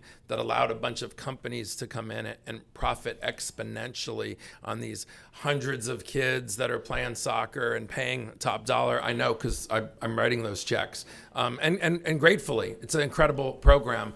But we also are hosting a lot of other things there where they charge quite a bit ahead, and I don't know what we pay. Commissioner Colwell makes a great point on the painting of the fields, unless they're donating their time and their paint. And yeah, I understand the paint's $30, but the care and feeding of that sports park, even after we have big events, being able to put it back to the way it was and repair things and whatnot. So, as we continue to go down this path, I'm supportive of exploring all the things that we've talked about, but I really want to see more of a spreadsheet, a little bit more accounting to see, much like I said before, what we're getting for our money, how it's being used, who is, and I don't want to say taking advantage of the sports complex, but who is utilizing it, but what are they paying? And then what are they getting for it? It's not supposed to be a cash cow, but it can't be a super duper sweet deal for a bunch of private companies that are, and clubs that are drawing in hundreds and hundreds of more kids because we're creating a space for them. So, that's maybe for a future briefing, but I just wanted you to hear sort of the things that are on my short list about the field house, the use of the fields, and the dollars and cents, part of it. Thank you. Commissioner McDaniel. Yes, and my concerns are still where they were before. We can all sit around and talk about whether or not how many people you can fit in an 80,000 square foot stadium. I'm thinking that we need a little better number than 800. But be that as it may, I'm not going to sit here and argue about that rationale. And just to remind you, you were here when Irma came, and Irma was slanting right straight at Miami, and then all of a sudden dipped and came up through Everglades City, and we had a rush of people coming here from Miami in preparation for their evacuation, and we had no place. We hadn't opened up our shelters yet. I remember I was chirping at Dan Summers because we hadn't. That was Irma. Irma. We hadn't opened our shelters yet, so we couldn't necessarily house those people. So, I'm not stuttering. I'm not happy with the prioritization here, and I'm certainly not happy with the ratification of the ongoing maintenance and upkeep. For that gentleman to say it costs $30 to redo the fields, and I understand you weren't necessarily prepared, but Commissioner Colwell was absolutely correct. There's more to it than a $30 bucket of paint. Time is money, and expense is associated with the people's expense associated with the care and upkeep and the maintenance of these facilities. And I have not seen sufficient rationale or time put into the ongoing maintenance and upkeep for these facilities. And we're talking now, Commissioner Saunders, I'm okay with the sales tax, or not sales tax, forgive me, strike, don't write that down. I'm okay with the tourist tax supporting the construction of these facilities, but I would like to see it done synonymously, minimally synonymously. There's no argument that there's more needs for fields. I have kids, I have parents yelling about the lack of baseball fields throughout the county. I have no argument that the need is in fact there. I want us to be far more critical of the ongoing maintenance and upkeep of these facilities. We haven't been to date. we haven't been from an ongoing, because those dollars do in fact come from ad valorem taxation. Those dollars do in fact come from our O&M budgets. Can I make a point on that and ask a question? Because I may clarify this. My understanding is that this facility, the way it's operated right now, is generating enough revenue to cover its operating expenses and maintenance expenses. And so we're not going to our ad valorem taxpayers to cover some major expense with major corporations making a huge profit. I think we might need a little bit of an explanation as to how the maintenance and operations are going in terms of funding, and what the split is in terms of funding revenue that comes to that facility, because it's not a bunch of corporations making a fortune over those dollars that are being paid by families to use that. A lot of those dollars are coming back to us. Perhaps you could, if you would, just for the record, your name and position, and I know you're with sports facilities and who you are, but I'm just saying just for the record, and maybe you could address that issue. Jack Adams, Sports Facilities Companies. This year, I believe our total positive operational return to the county taxpayer, will be $377K. So we are operating the facility. Our first year, when we came in, we were replacing someone who ran a negative $1.6 million in operational cost. That's not what the county cost on their side to manage. That was just the operations of the park. And our first year, we reported to you that we'd brought 1.6 million down to 600,000, and we've had successive performances since. Completing the fiscal year, I believe we're going to report 377K positive. What will happen, and it's on some later slides, so I'll just talk real fast when I get to that slide, but will be that we will have revenue and only the cost of managing that additional operation, but not additional kind of overhead cost. So our fixed expenses won't increase very much, but our just revenue over COGS will. So the rate of positive growth will be significant. We have submitted budgets in the past for that, both for the field house and for the additional fields, showing what will happen. We've performed along those lines in the past, so we think you'll believe us. But I would like to refresh them and update them for today's, Show us that at inflation another and time. so on. I'd be happy to see that at another time. We'd love to do that, and we'd be happy to do that. The other thing I just want to throw in, because we keep saying this, the cost of turning over a field during the week.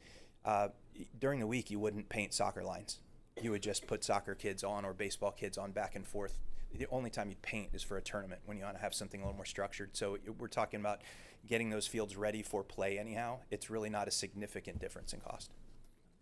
Commissioner Colwell, and we do have a couple more slides to go through, but Commissioner Colwell.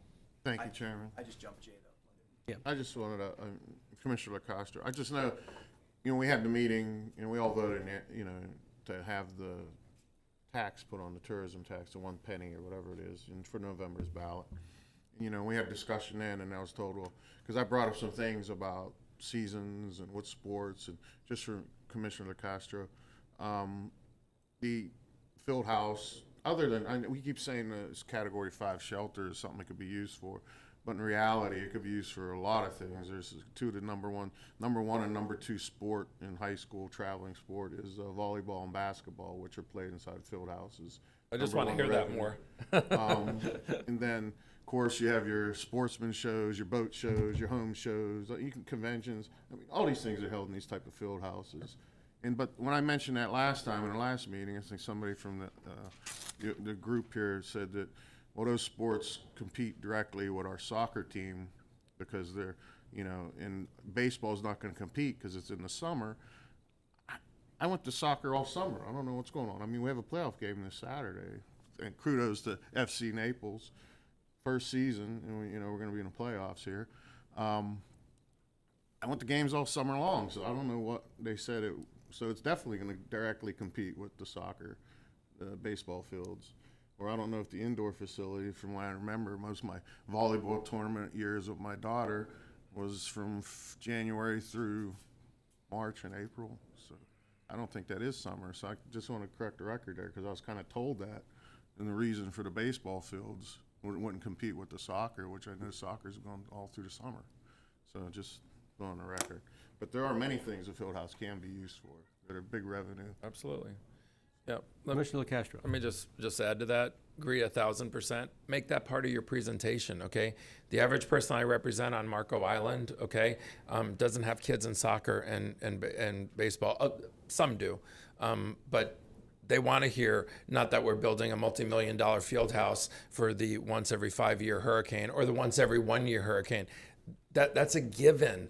All the stuff Commissioner Cole just said, somebody write down, okay? Put it on a slide, show the dollars and cents. Wow, if we build a field house, FC Naples can play inside during inclement weather. We can have a boat show. Lacrosse is really okay. We all know this, but the average citizen, to Commissioner Hall's point, doesn't have a crystal ball. They don't think of this stuff. So when you give us these presentations about what phase is going to be funded and whatnot, even though it's tourism dollars, I still have constituents, we all do, that want to make sure that money is well spent. And so he gave you some great examples that definitely need to be on a slide showing that if we build it, they will come because we already know people are interested. And then it does show the dollars and cents that we're not just spending money, we're investing it. And that's what I think, that's what I know we need to have, at these meetings as we go forward. To Commissioner McDaniel's point about the different phasing and whatnot, some of this predates the three of us, myself, Commissioner Hall, and Commissioner Cowell. That's a valid argument, especially if it was something that was talked about. So maybe we have to continue that to make sure we either build it all at once or we really sit down and talk the phasing, and maybe that's another presentation. But don't miss out on the financials, because that's what then we get questioned about at town hall meetings. That's what we put in our newsletters. So that's the meat on the bone. Not we're just building an empty building, and if we get another Irma, guess what? Everybody's going to run in there. It's way more than that. Commissioner Hall said it perfect, or Commissioner Cole said it perfectly. Write that down, because it obviously has a lot of uses, and we would get the best bang for our investment building that field house if we used it for those things. One additional thing is, and it is important to me to make sure, I agree with Commissioner Saunders, maybe these teams that use the Paradise Coast, maybe it's the wrong terminology to say, oh, it's a cash cow for them, and it's great if we're making budget and all that. But we have to make sure that they don't pay us this amount, which covers our expenses, but we also have to know what they're charging the average kid, the FBU football guys that come, the lacrosse team and whatnot, so that there's some balance, and that it's not just, oh, we're happy because we're breaking even, but we're allowing somebody to use our facility that maybe we don't have oversight on exactly what they're charging and how much they're making. And we want them to make a profit, but just having oversight over it. To make sure that we might not be undercharging, if they're making money hand over fist, and we charge them. We have the same issue at our marinas at times when we charge a small launch fee, and then we find out that, a commercial boat company is making hundreds and hundreds of thousands of dollars, right, James? And they're charging, and we're charging them a $10 launch fee, and then they charge everybody that goes out on those jet skis thousands of dollars, and we get $10. So, the business part of it, we are very interested in across the board. Thank you. Let's go ahead and finish the presentation, because we have two more speakers. And I'm going to ask Mr. Moreno also to come up, make a few comments. But Mr. Tusa? All right. Thank you, Mr. Chairman. I will just jump right in. So I'll be focusing on Hunden Partners' recently completed study and prioritization of the completion of the diamond fields as a way to strengthen summer tourism, year-round utilization. And so you can see here, Hunden confirms Collier seasonal imbalance. Hotel occupancy averages 80 to 85% in winter and 55 to 60% in summer. Diamond Sports present the clearest opportunity to fill that summer gap. Peer complexes such as USSA, Space Coast, and Public Sports Park report 40 to 45% of annual visitation June through August. Typical Diamond Sports attract events attract 70 to 80% out-of-market teams, staying 3 to 5 nights with 2.5 to 3.5 guests per participant, producing extended lodging, dining, and retail activity. Expanding baseball and softball capacity would diversify PCSC programming beyond football and soccer, strengthening year-round utilization. And the recommendation continue with completing the baseball and softball fields first, because the first phase delivers the highest incremental tourism and TDT impact. The field houses off-season benefit makes the field's prioritization attractive to tourism industry employers and the tourism industry in general. Depending on funding availability, the indoor field house could be a concurrent or subsequent phase once new TDT revenues are realized. Collier County's 15,000 plus hotel rooms can absorb additional tournament demand, particularly around the Paradise Coast Sports Complex corridor. Summer tournaments strengthen hotel performance during low occupancy month and help balance the county's seasonal tourism cycle. Off-peak diamond events create new room nights and incremental TDT revenue rather than displacing existing visitors. Completing the fields positions the complex to operate year-round and produce a sustainable tourism base that can later support the fieldhouse phase. And if you have any questions, I'm happy to answer them. Otherwise, I'll turn it back over to Jack. All right. And then, Jack, I think you had a few comments to make in addition to what you've already said. I just made a couple notes. I couldn't write it down, so I typed it into my phone. This slide has a bunch of stats on it. The one that I just want to call your attention to is the second bullet point in the top section. Right now, this goes to the question about, does the community want this? Right now, currently, we have demand enough to fill 18 fields. So we have 9 fields today. We'll have one more. Without building these extras, we'll be sitting on demand for 18 fields. And we'll have to, you'll see people like the kids playing at 10 p.m. That's just what happens when we have that compression. So this is just a community slide. It shows a lot of the different parts and pieces of what the community is asking for. This gets into the events. So there would be a further 12 to 15 events during the period. And I think to answer the question about visitation and flattening visitation, we're 100% behind building the indoor as well. We love that. That's why we've studied both for all this time. We know what'll come with basketball, volleyball, wrestling, jiu-jitsu, all the mat sports, cheerleading, dance. There will be lots of little shows. There's opportunity for trade shows and other things you can do in a big room like that. And we do it all around the country, and we love it, and we can make that thing as successful as the outdoor. Once again, not having to increase the general administrative costs and only really the cost of goods, so operationally that'll be successful as well. So we encourage it. We're not saying this but not that. We're just here to talk about the diamond fields. And so with respect to the diamond fields, we will add a bunch of events, and we have the event owners presenting us letters of intent already. Those are things I think we have enough of that we can share, that not only will the community come, but events will come. 2 slides left. On the forecast side, we talked about this, so I won't spend a whole lot more time on it, but just respect to pricing, I think one of the questions was, what do we price? We are priced below what we could charge. If we were just, a private entity out there charging market rate, we would be higher. Because the county desires to keep this affordable and inclusive, and we work for you, we have lower pricing than we could. So this is not the case that we are getting where we're getting because we're overcharging. That will provide additionally those extra fields a lot more sponsorship opportunity as well. So besides just the events we bring, there are all the ancillaries that come, all those additional people buy all that additional food and beverage, T-shirts, everything else in town. Last slide. This one is this one just I think gets to the question about we do see soccer all year. We do see baseball all year. We live in paradise here, right? This is why we have beautiful weather, and we're always going to have all sports, and everybody's going to come from above the frost line down to see us, and so we're going to have all of it.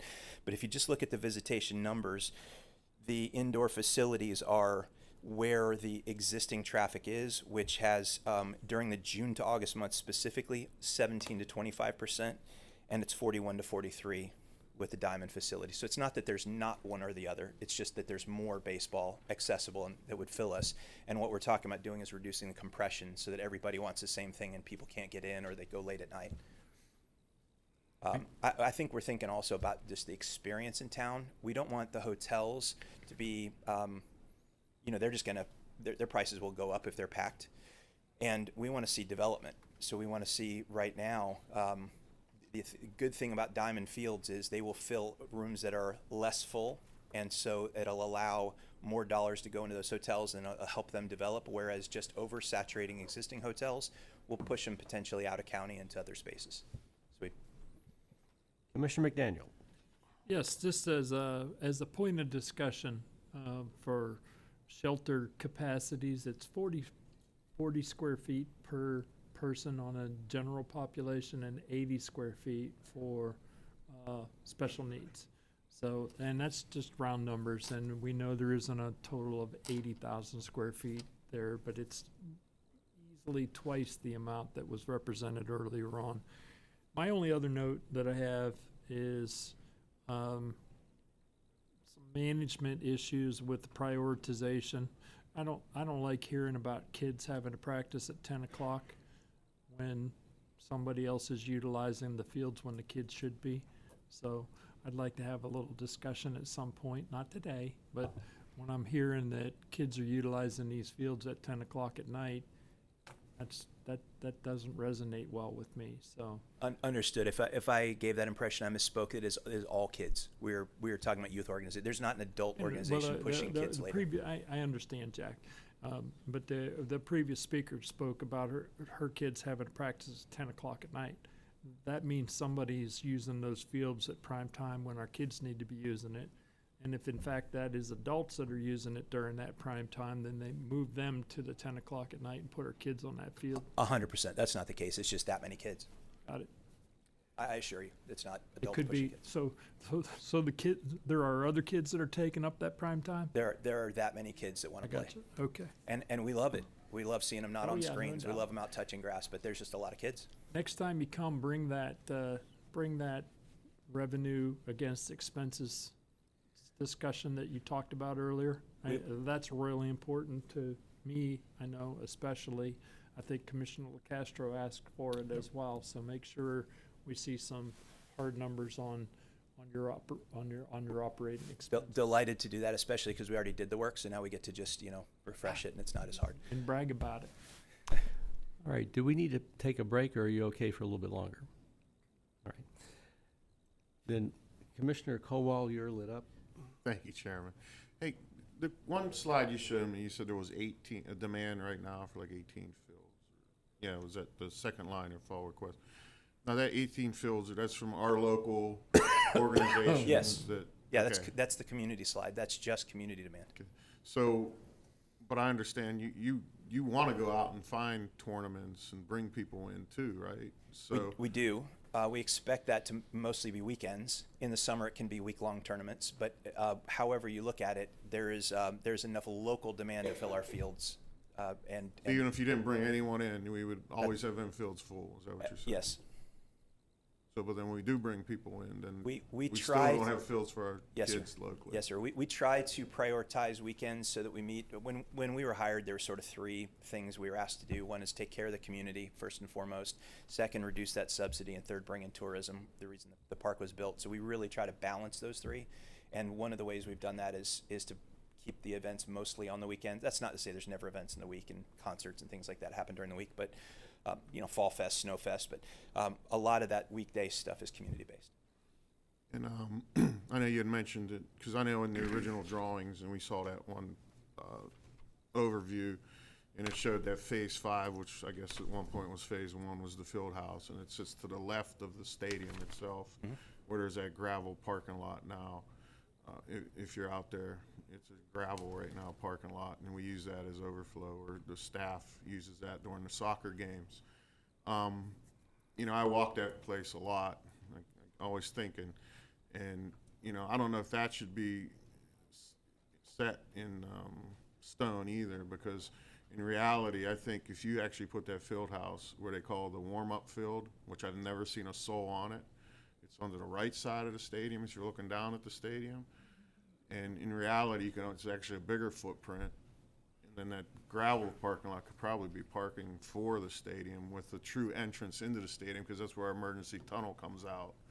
So you can have EMS there, you can have everybody staged, and have a real store for our professional soccer team instead of a tent where they sell shirts out of, and have permanent magnetometers for events when they come through, you know, like an actual security checkpoint coming in. Great idea.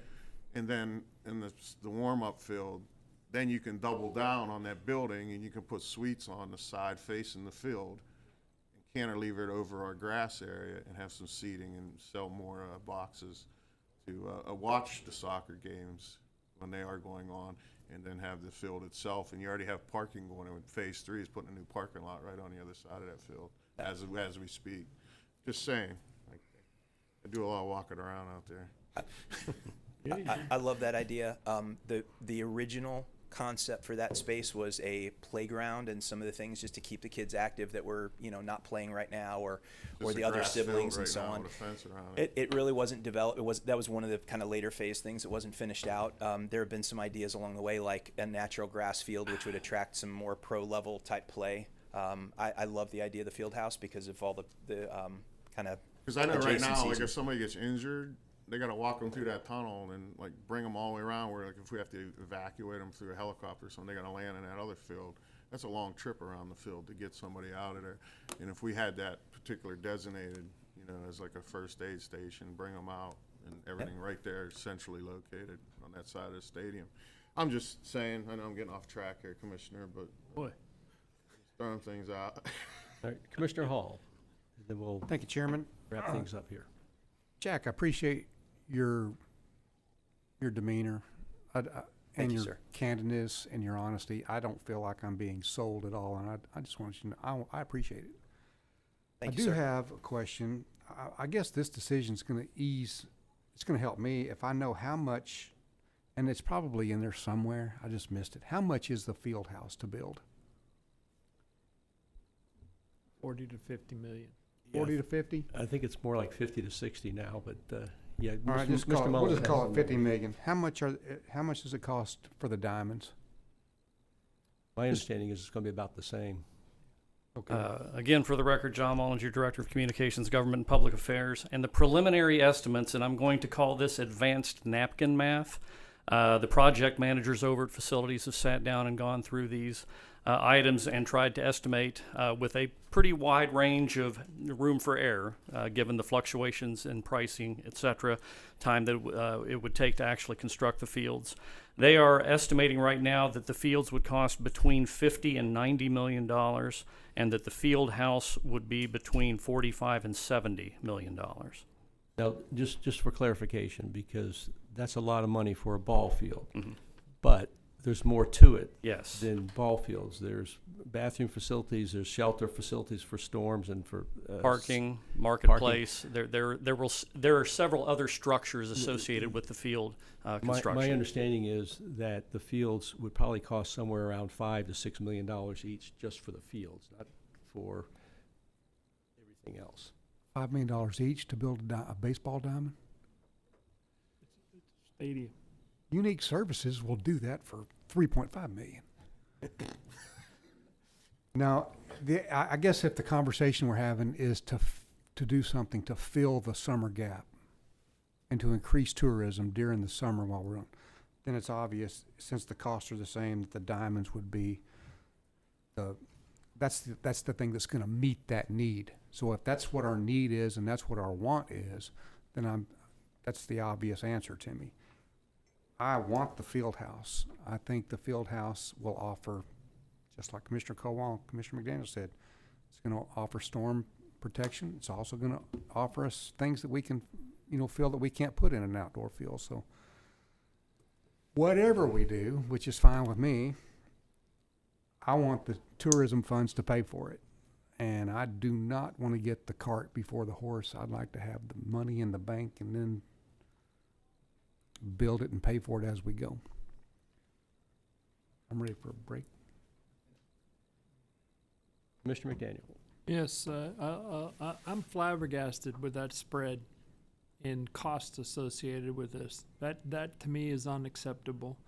I can't, even though it's tourist tax dollars, I can't recommend bringing forward a project to the electorate on a referenda with 100% spread in cost. I can't do it. I mean, Well, in the write-up that we had, Commissioner. We could make a motion here to take this off the ballot and not deal with it at all, because we don't know what the exact cost is gonna be. I mean, if that's where you're thinking. Well, the numbers are unacceptable, so let's just don't put it on the ballot. Now, I'm gonna tell you, the only reason we're here having this discussion, the only reason, is because I brought forth the 6th penny tourist tax. Right. We didn't have that 6th penny on the ballot, we'd have no discussion about any improvements to Paradise Coast Park, period. Now, my research, and I've worked with the industry, has shown they want more summer tourism. And they know that these fields will bring more summer tourism. And if we commit to building the fields, they will spend money and effort to get this passed. It's as simple as that. And also, if we do get that passed, there's a potential that we'll be able to do the fields and the field house simultaneously. But the priority has to be to build the fields so that we can get the tourist industry behind this. That's why we're here. I understand that. And that's going to be my ask at the end of this conversation, to honor the commitment of the industry that we're taxing to support this based on our commitment to build the fields to help that industry. But remember, that 6th penny will generate $10 million a year into the distant future. We can build the field house with that. We can build the fields with that. We can do a project for the city of Naples with that. Otherwise, we're just talking about something hypothetical that we'll never be able to do. I'm sorry for interrupting. Commissioner Dan, anything else?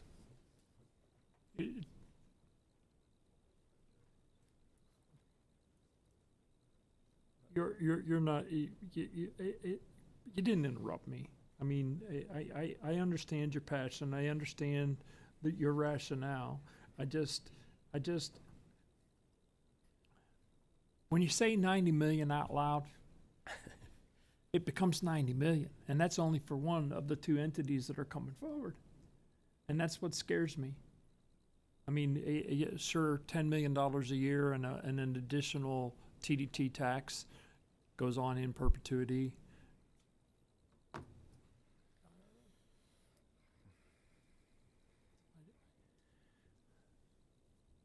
think it needs to be tighter before we vote on this. I think it needs to be tighter. I can't be, I mean, in the executive summary, it was 40-50 million apiece for each one of these. That was the 100 million that we were talking about. That was, now I can do the math, and 10 million can in fact support that with some kind of a debt instrument in order to get that done. I can see that. Commissioner Castro. I'm going to get you out of this little conundrum here. Okay. It's not a conundrum. I'm going to make a motion to do this. So two things to get us back to what's written in the agenda is a recommendation to prioritize the construction and so forth and whatnot. If Commissioner McDaniel or any of the commissioners feel like it's too soon and we don't have all the answers to prioritize if we don't know the exact amount or whatnot, and I think that's what he might be sort of implying, then maybe he's not going to be supportive of it. Maybe I'm not going to be supportive of it. But before you make your motion, to maybe end on a high note, right, a little bit. So we have the only CEO of an expansion soccer team sitting in the audience that is going to the playoffs, and that's a big deal nationwide. So before we vote, I'll go a little bit out of order to maybe bring a little levity, bring a little excitement. Mr. Roberto Moreno, can you come to the front and can we acknowledge how awesome of a job you and your company, your team. We don't care if you want baseball fields or not, or if you want gas pumps, but I just wanted to acknowledge, and I'll turn it back to the chairman. Just so everyone understands, I was going to get Mr. Moreno to come up here before the motion was made. No, but we need it now. I know, now is a perfect time. But I've spent a lot of time talking to Mr. Moreno. We've had meetings twice a month in my office over here at the county offices to talk about this, and he's very passionate about the need for more fields for the kids that want to play out there. He doesn't need more fields. Right. But he knows that the need's there. But he does have one need for a grass field, and maybe you could talk a little bit about that too. which is something we could do if we get this ballot initiative approved. Thank you. Roberto Moreno, CEO of FC Naples. My voice is still hoarse from the game on Saturday. First of all, thank you, commissioners, for your support of FC Naples since day one. None of this would have been possible without you guys. I do want to mention that since the sports park came under growth management and community development, working with Jamie French and James Hanrahan and his team, we've seen a dramatic improvement in the operation and maintenance of the sports park. So I just want to commend you guys on that decision and take a moment to thank you, James and Jamie and the whole team for that.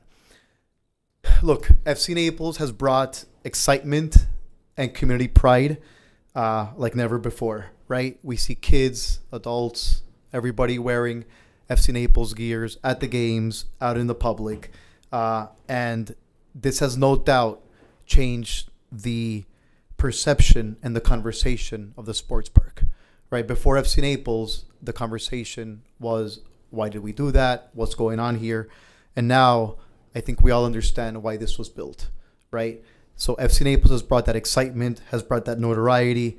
And like Commissioner Locastro said, we're in the playoffs, which is really exciting, right? We're the first expansion team in history to host a playoff game. Our playoff game is this Saturday at 7:30 p.m. I hope a lot of you can make it. And the truth of the matter is we are now on SportsCenter. We're on national media. Everybody's talking about Naples, about what an amazing city, an amazing complex we have. So, no, baseball fields don't add anything to FC Naples. But I can tell you firsthand, being there at the complex every day, that there is a demand for more fields. There is a demand for more soccer fields. And I know from the material I've seen working with Commissioner Saunders, there is a big demand for baseball fields. So we support the construction of these fields, but at the same time, I want to work together with you guys to see how we can optimize and hopefully lower the costs of operating not only the complex, but more importantly, the soccer games, right? This cannot be a one and done team here. This cannot be something that we can sustain. So what I'm asking for is how can we work together with the county, with sports facilities companies to see how we can improve the experience at the games and at the same time make it cost effective for FC Naples. And on the grass field that Commissioner Saunders mentioned, yes, we've gotten tens of requests from teams like the national team from Argentina and Lionel Messi wanting to practice at Paradise Coast Sports Complex. But we can't do that because we don't have a natural grass field. We've gotten requests from European teams that want to come here during the winter and train for their upcoming season. But we can't do that because we don't have a grass field. So I would be incredibly supportive of doing something around a grass field. It doesn't necessarily have to be at the stadium. It can be adjacent to the stadium, like Commissioner Kowal suggested. So yeah, thank you guys, and thank you everyone for your support. I'm really happy that we can bring this pride to this amazing community. Thank you and congratulations. And I plan to be out there on Saturday. I'm Thank you so the much. Commissioners will be as well. Hopefully there'll be a sellout crowd, hopefully. Any questions that I can answer for the group? No one's lit up. So Thank you so much. So I'm going to wrap this up because we could go on for several more meetings talking about people needing shelter during storms. Let's assume that 1,600 is the right number for sheltering. During Hurricane Irma, we sheltered almost 20,000 people. And so we need the shelters, but the shelter to me is sort of like the typical red herring. You know, we're going to build this building so we can have a shelter to shelter 800 people or 1,600 people, when, in fact, in a major event like Hurricane Irma, we need 20,000 spots. And so it's a great thing to have. I don't think it's a must-have. I think it's a wonderful thing to have. I'm kind of relying on the experts. It wasn't my idea to prioritize fields, but the Hunden report, James Hanrahan's information, all of the information that I've been getting for the last couple of years is we have a tremendous demand for more fields. We have a tremendous demand for more tourism in the summertime. And the way we can fill this is if we have the facilities to provide for those types of tournaments and for those needs. So how do we do it? Well, the only way we can do it is if we do it at Paradise Coast and we raise this 6th penny tourist tax. And that's why I brought that forward. Now, why am I bringing this forward today? Why not continue this for another month so we get more information? The reason is that if we're going to get the citizens to vote for a tax, I don't care if it's a tax on tourists, it still takes citizen input and citizen knowledge. We have to wage a campaign to do that. We have to start that campaign. And my commitment to this commission and to the community is I will help run a campaign with the Chamber of Commerce and with the Restaurant and Lodging Association to get this 6th penny approved. And once we do that, then Commissioner McDaniel, we can have a real conversation about, well, as we're building the fields, can we now also build the field house? If we don't get this passed, then all of this has just been a waste of time. And we have a facility that is begging for completion. And sure, it's going to be a $200 million complex by the time we're finished. And that's a lot of money. It's a lot more than we anticipated. But we're going to be paying the vast bulk of that with tourist tax dollars, the vast bulk of the increase with tourist tax dollars. We're going to generate not only revenue and business for our community, but the advertising that will come with all of these new events will be great for the tourist industry. But the goal here is to get this 6th penny approved. And quite frankly, this is the way to get the community behind it. I'm going to make a motion. I handed out a resolution for the board. The reason I want to put this in the form of a resolution as just simply a routine vote is because I want the public to know that we are committed to building these fields. And that will help me wage a campaign to get this done. And then Commissioner McDaniel, we can talk about the field house and when that can be constructed. So my motion is it's a resolution by the Board of County Commissioners to prioritize the construction of additional athletic fields for the Paradise Coast Sports Complex with the assumption that we do get that 6th penny approved. And that's my motion. Mr. Chair? Yes, sir. I received a public comment slip during the presentation. All right, Would you like to let's go accept through that? Public comment. Yes, sir. Just one speaker, Kim Ellis.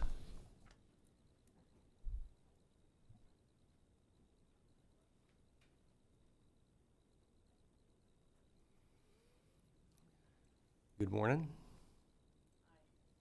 Well, it seems a little late in the discussion for what I wanted to say when there were comments made about the lady that spoke about soccer fields and was making money and yada, yada, yada. I just wanted to say that I am a community resident. I've been here for a very long time, and I don't pay for any children to pay any sports right now. I've done that, but I know there's a very big need for more baseball and softball fields throughout the county. And also to, I was gonna say exactly what Chris Hall said. You want something to increase your revenue during the summer and increase tourism during the summer, and it seems that that's what the baseball fields and soccer fields would, the baseball and softball fields would do, opposed to the building that you want to build. If you want something for summer, it seems like the way to go. So here's your community representative speaking on behalf of a lot of parents, and I could probably fill this room with people that share the same sentiment if you gave me some time. But I really believe that to be true. Thank you. If this doesn't pass this morning, I'll be bringing it back, and maybe you'll have that opportunity. Okay. Hopefully we won't have to do that. Commissioner McDaniel. I'm going to support your motion, by the way. I'll second it, as a matter of fact. And I'm going to hold you to putting it forward and making this happen.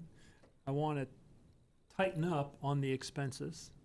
I want to know what those expenses are before we take it to a referendum to ask the electorate to pass a tax. I want that to be as tight as is physically possible. I want to see the overall operating expenses and revenue with regard to the exposure for our community. Again, it's well in excess of 200 million. We're pushing 140 now, if I'm not mistaken, with our TPC or with our expenses so far on this facility. So if the short numbers are correct, we're now bumping up into the $250 million mark with regard to this. And again, I'm I guess my question to you, Commissioner Saunders, is if, assuming we pass this today,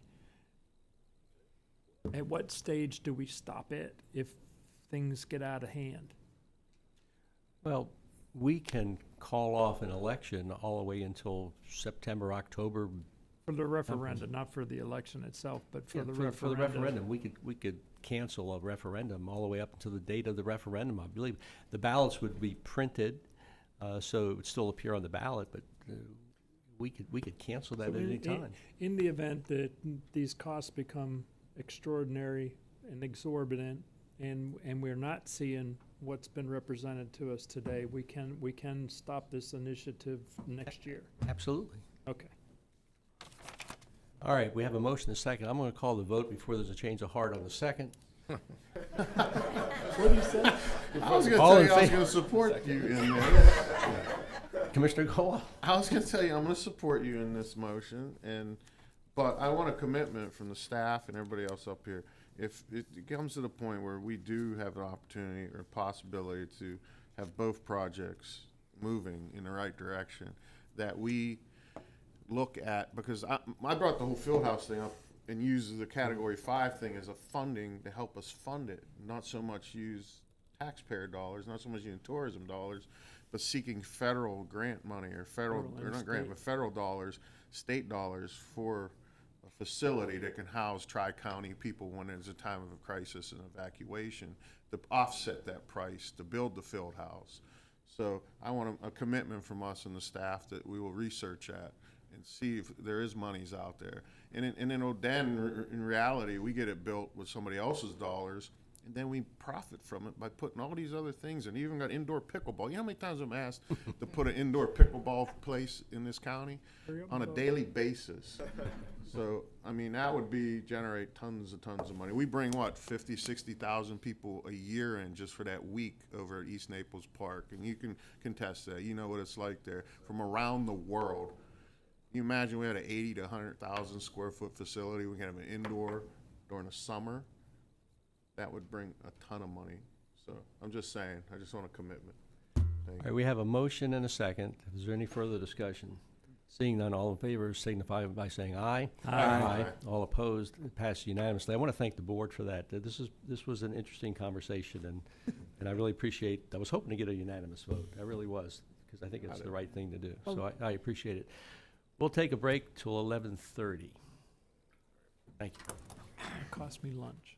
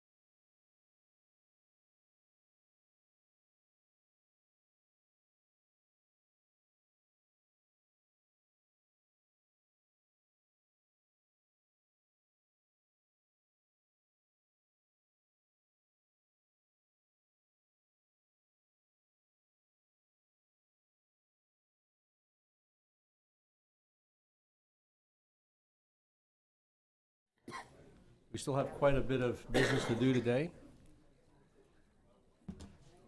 Ms. Patterson, I'm not sure where we are in terms of time certains and that sort of thing, so. Commissioners, that does bring us to our series of stormwater and transportation items that were to follow our sports facility, our sports complex item. So that's 11A, 11B, and 11C. First, 11A, which was continued from the October 14th, 2025 BCC meeting, is a recommendation to hear a presentation on funding strategies for a stormwater capital operations and maintenance program. It will be followed by 11B, which is a recommendation to approve a resolution authorizing the county's borrowing an amount not to exceed $65 million under the Florida Local Government Finance Commission's Pooled Commercial Paper Loan Program for the purpose of financing the costs of various stormwater capital improvements. This loan is secured by the county's covenant to budget and appropriate legally available non-ad valorem revenue. Authorize the execution of a loan note or loan notes to evidence such borrowing.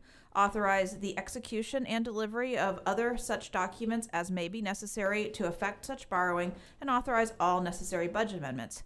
And finally, 11C is a recommendation to approve a resolution amending a resolution 2022-123 to include certain transportation-related improvements as projects for commercial paper loan funding and to increase the authorized borrowing amount not to exceed $50 million under the Florida Local Government Finance Commission's Pooled Commercial Paper Loan Program. This loan is secured by a covenant of the county to budget and appropriate sufficient legally available non-ad valorem revenues in accordance with the terms of the loan agreement and as provided in the resolution approving such loan as amended, and the board authorized all necessary budget amendments. Ms. Trinity Scott, your department head for Transportation Management Services, is here to begin the presentation. Good morning. Morning. With me today, I have Chris Johnson, the Division Director of Corporate Financial and Management Services, as well as Peter Hayden, our manager for our Stormwater Capital Program. Let me go through our presentation here. Let's see, there you go. So today we are here to obtain direction on a preferred funding strategy for stormwater capital operations and maintenance. We'll talk about the need, talk about a short-term solution, and also our long-term solution. Going back multiple years when we've talked about the annual update and inventory report and also through our budgeting process, you've heard me stand at this podium and talk to you about our needs on both the stormwater front as well as the roadway front.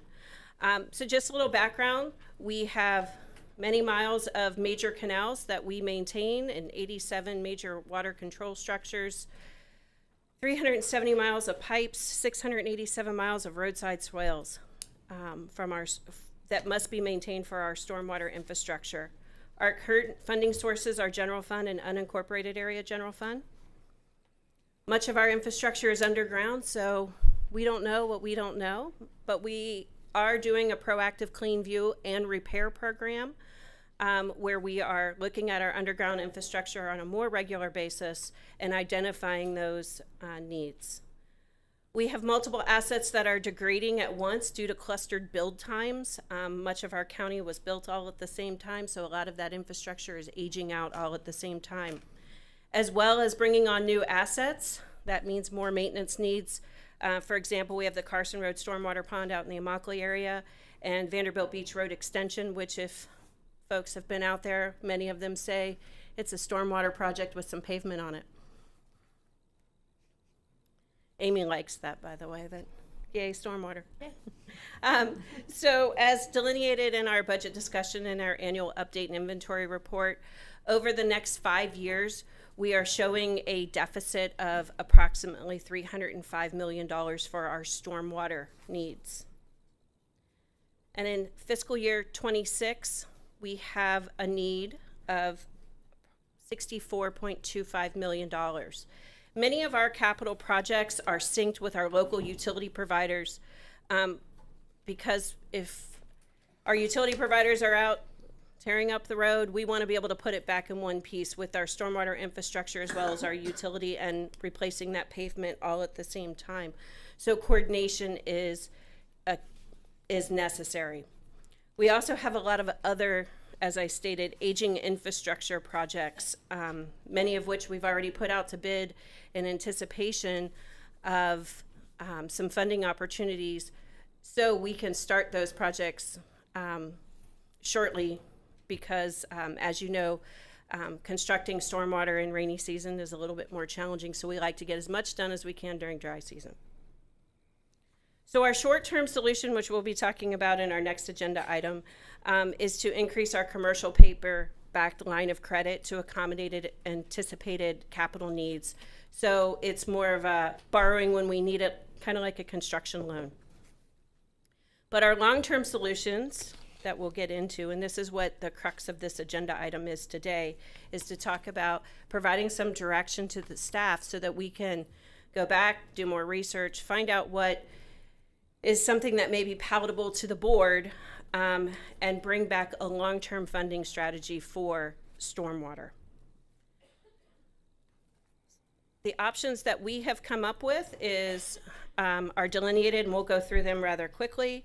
The first is a dedicated millage. Our prior policy, back to 2004, was a dedicated up to 0.15 mils to stormwater.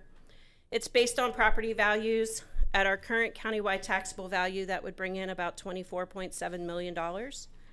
It can be scaled based on needs within the millage cap requirements.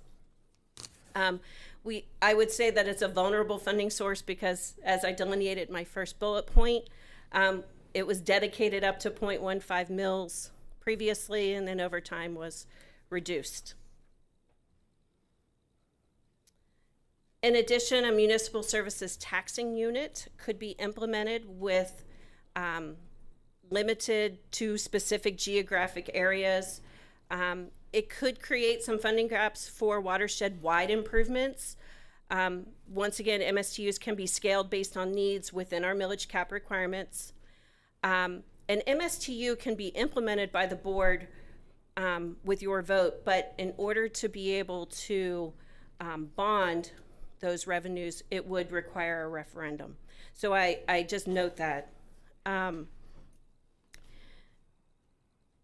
The MSTU ordinance must be adopted by December of the year in order for it to hit the next year's tax roll for the next year's trim notice.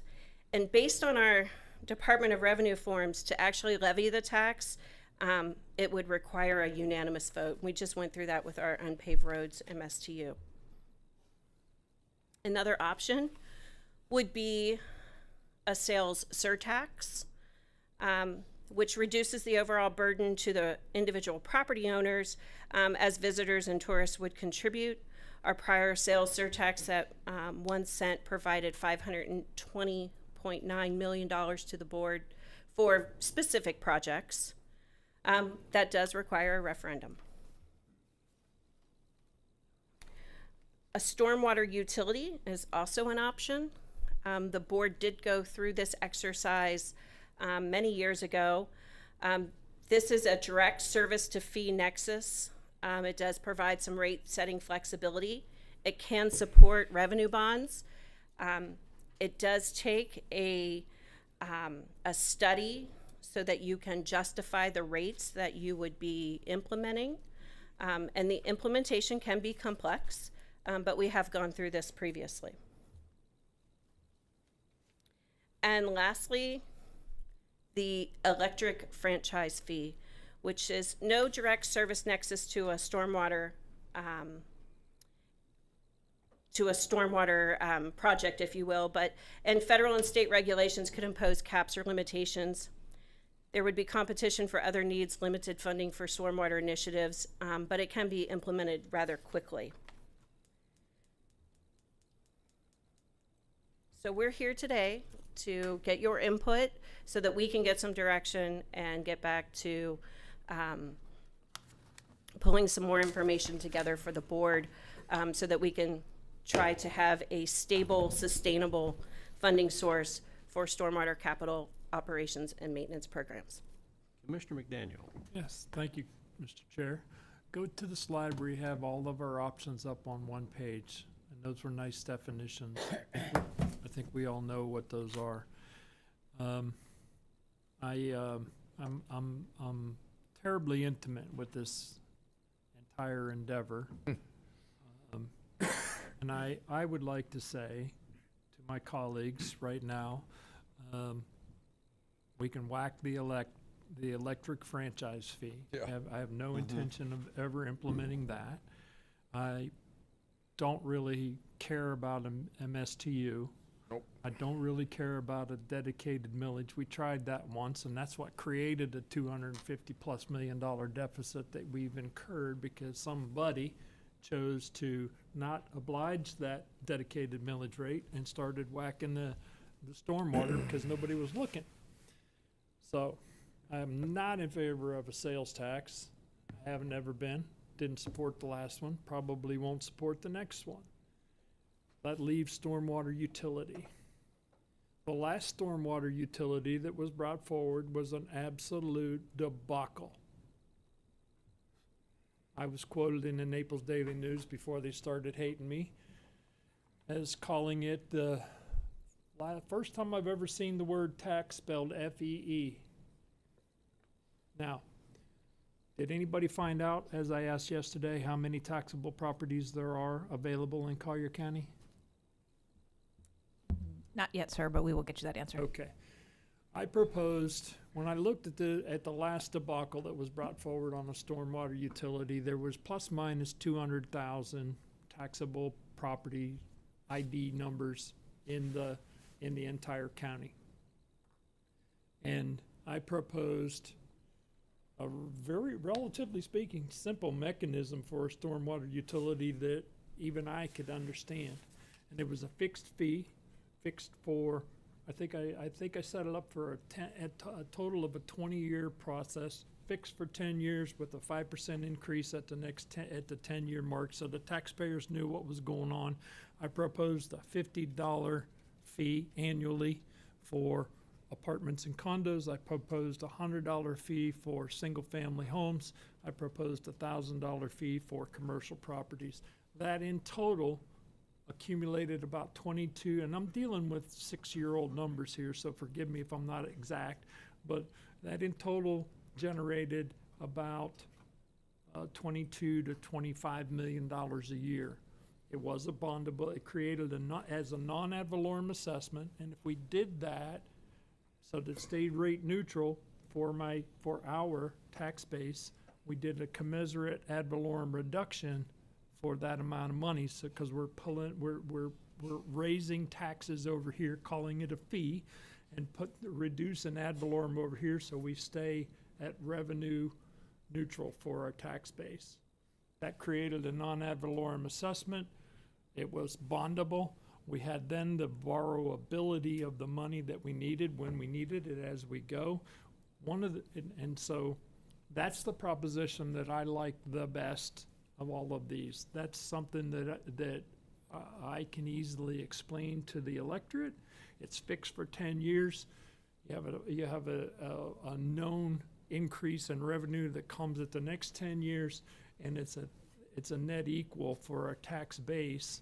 Our taxpayers, we're holding them at their current expenditure with regard to their ad valorem taxation. I want to say, before I hear from the rest, I want to say out loud, Ms. Patterson,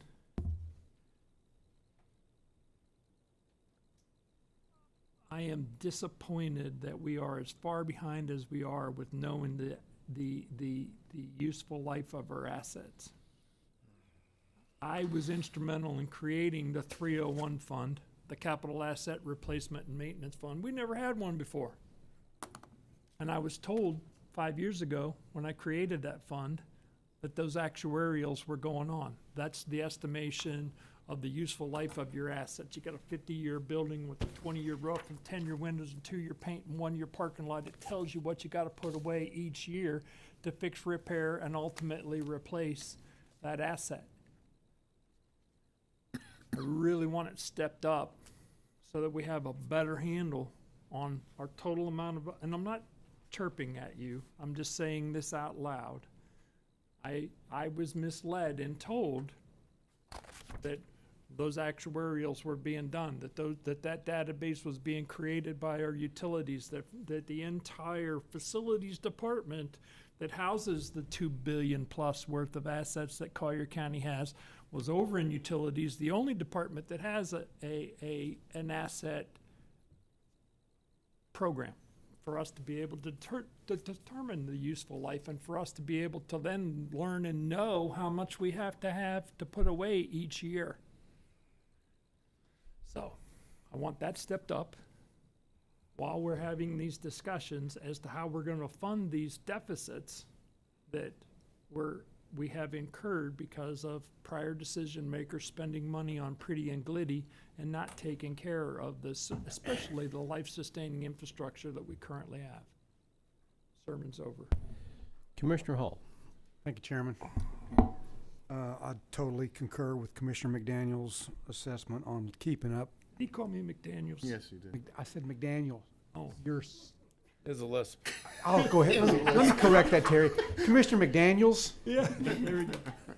No, I agree that we should stay ahead of the curve and ahead of the 8 ball on that. However, I don't mind the surtax, and here's why. There's $10,000 of consumption per person, per homeowner at 100 to generate $100. And most people aren't going to generate $10,000 in consumption in a month's time. With the surtax, everybody that comes to Collier County, tourism, everybody that lives here, everybody participates in the benefit of stormwater. If we do a fee, then the onus is still on the homeowners. And you can argue, yeah, the renters, they'll pay their portion because the landlords are going to raise the rents and all. But forget that argument. If we go with the stormwater utility, we got 10 years to collect, or that fee will be fixed for 10 years. With a surtax, our deficit could be fixed in 3 to 5 years. If we said, listen, we're going to put to the voters a surtax, we need to generate $300 million, and as soon as we generate it, it's 100% dedicated to stormwater. We're not going to give money to David Lawrence Center. We're not going to give money to anybody else. It's strictly for the deficit of stormwater. When that money's raised, it sunsets, it's over. We've got the funding to fix what we need to fix, and then it's our responsibility to keep it fixed going on forever and ever and ever. We should never find ourselves in a $300 million hole again. I'm not opposed to either one of them. I like the short-term benefits of the long-term solution on the surtax. However, it would have to go to the voters, and we'd have to get that okayed. I'm not good with doing that at the same time that Commissioner Saunders wants to do the TDT cent.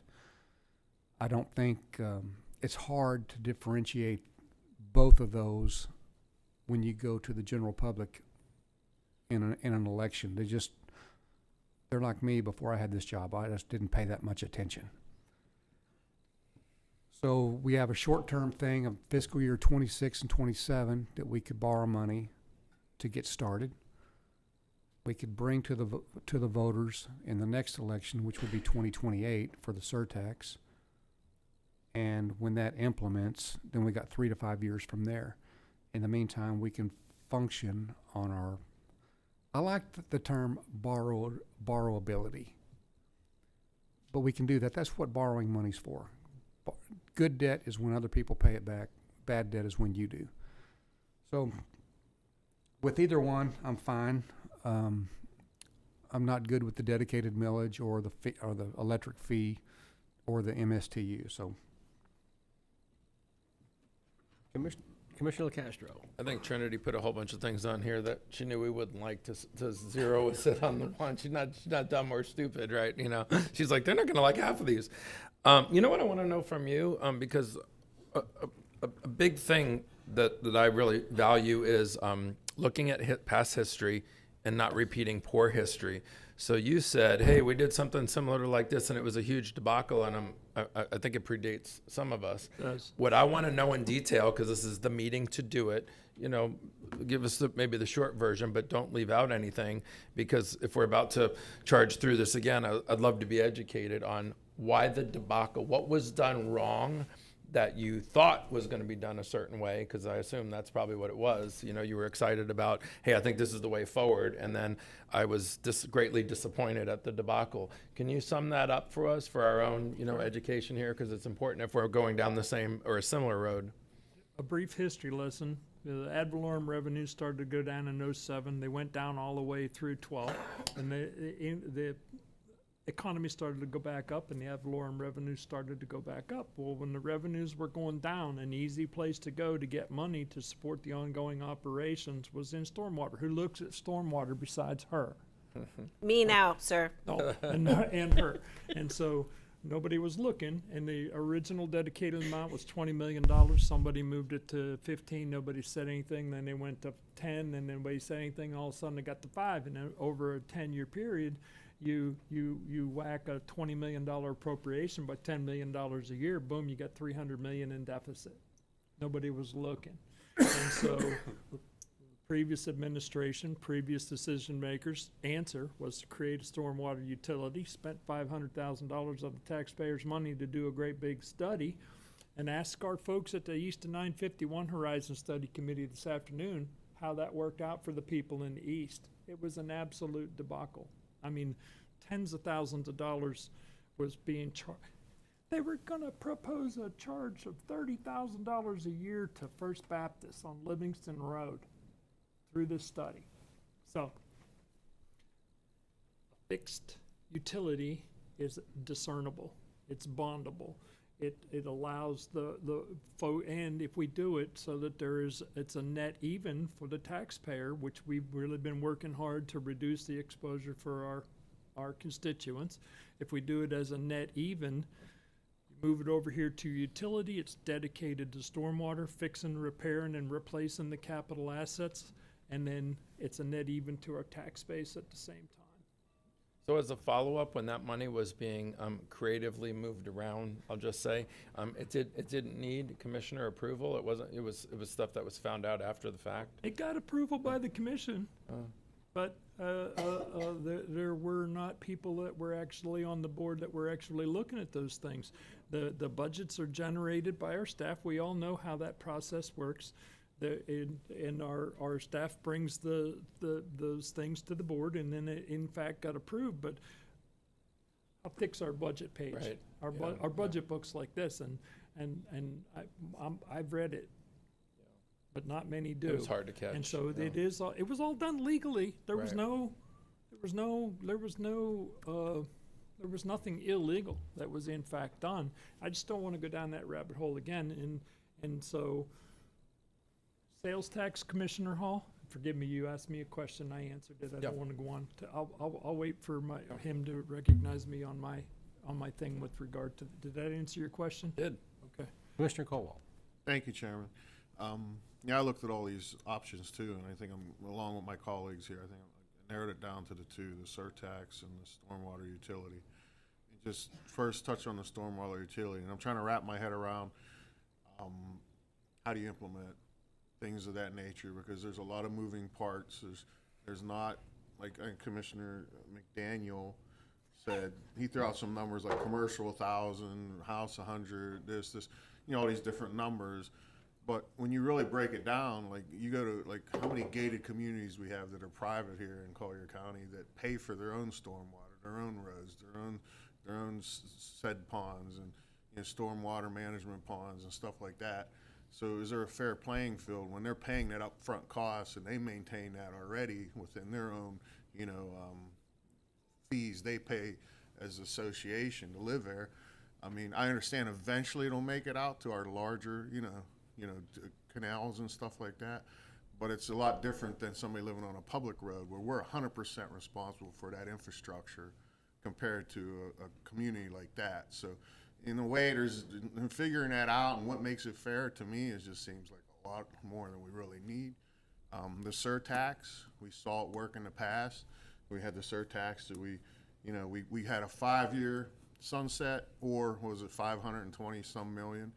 I think we had to shut it off because we met that goal before the 5 years. And I think we ended up bringing in 570 million by that December to shut it off before the first of the year. And that's that number, what you're trying to achieve. And then more than likely, we will get to that number quicker than a 5-year with a surtax if that gets approved. And then we can always shut it off when we get to where the number we need. And then people aren't burdened with it anymore. So I kind of lean more towards the sales surtax myself, but that's my opinion. Commissioner McDaniel? Yeah, and maybe somebody can remind me.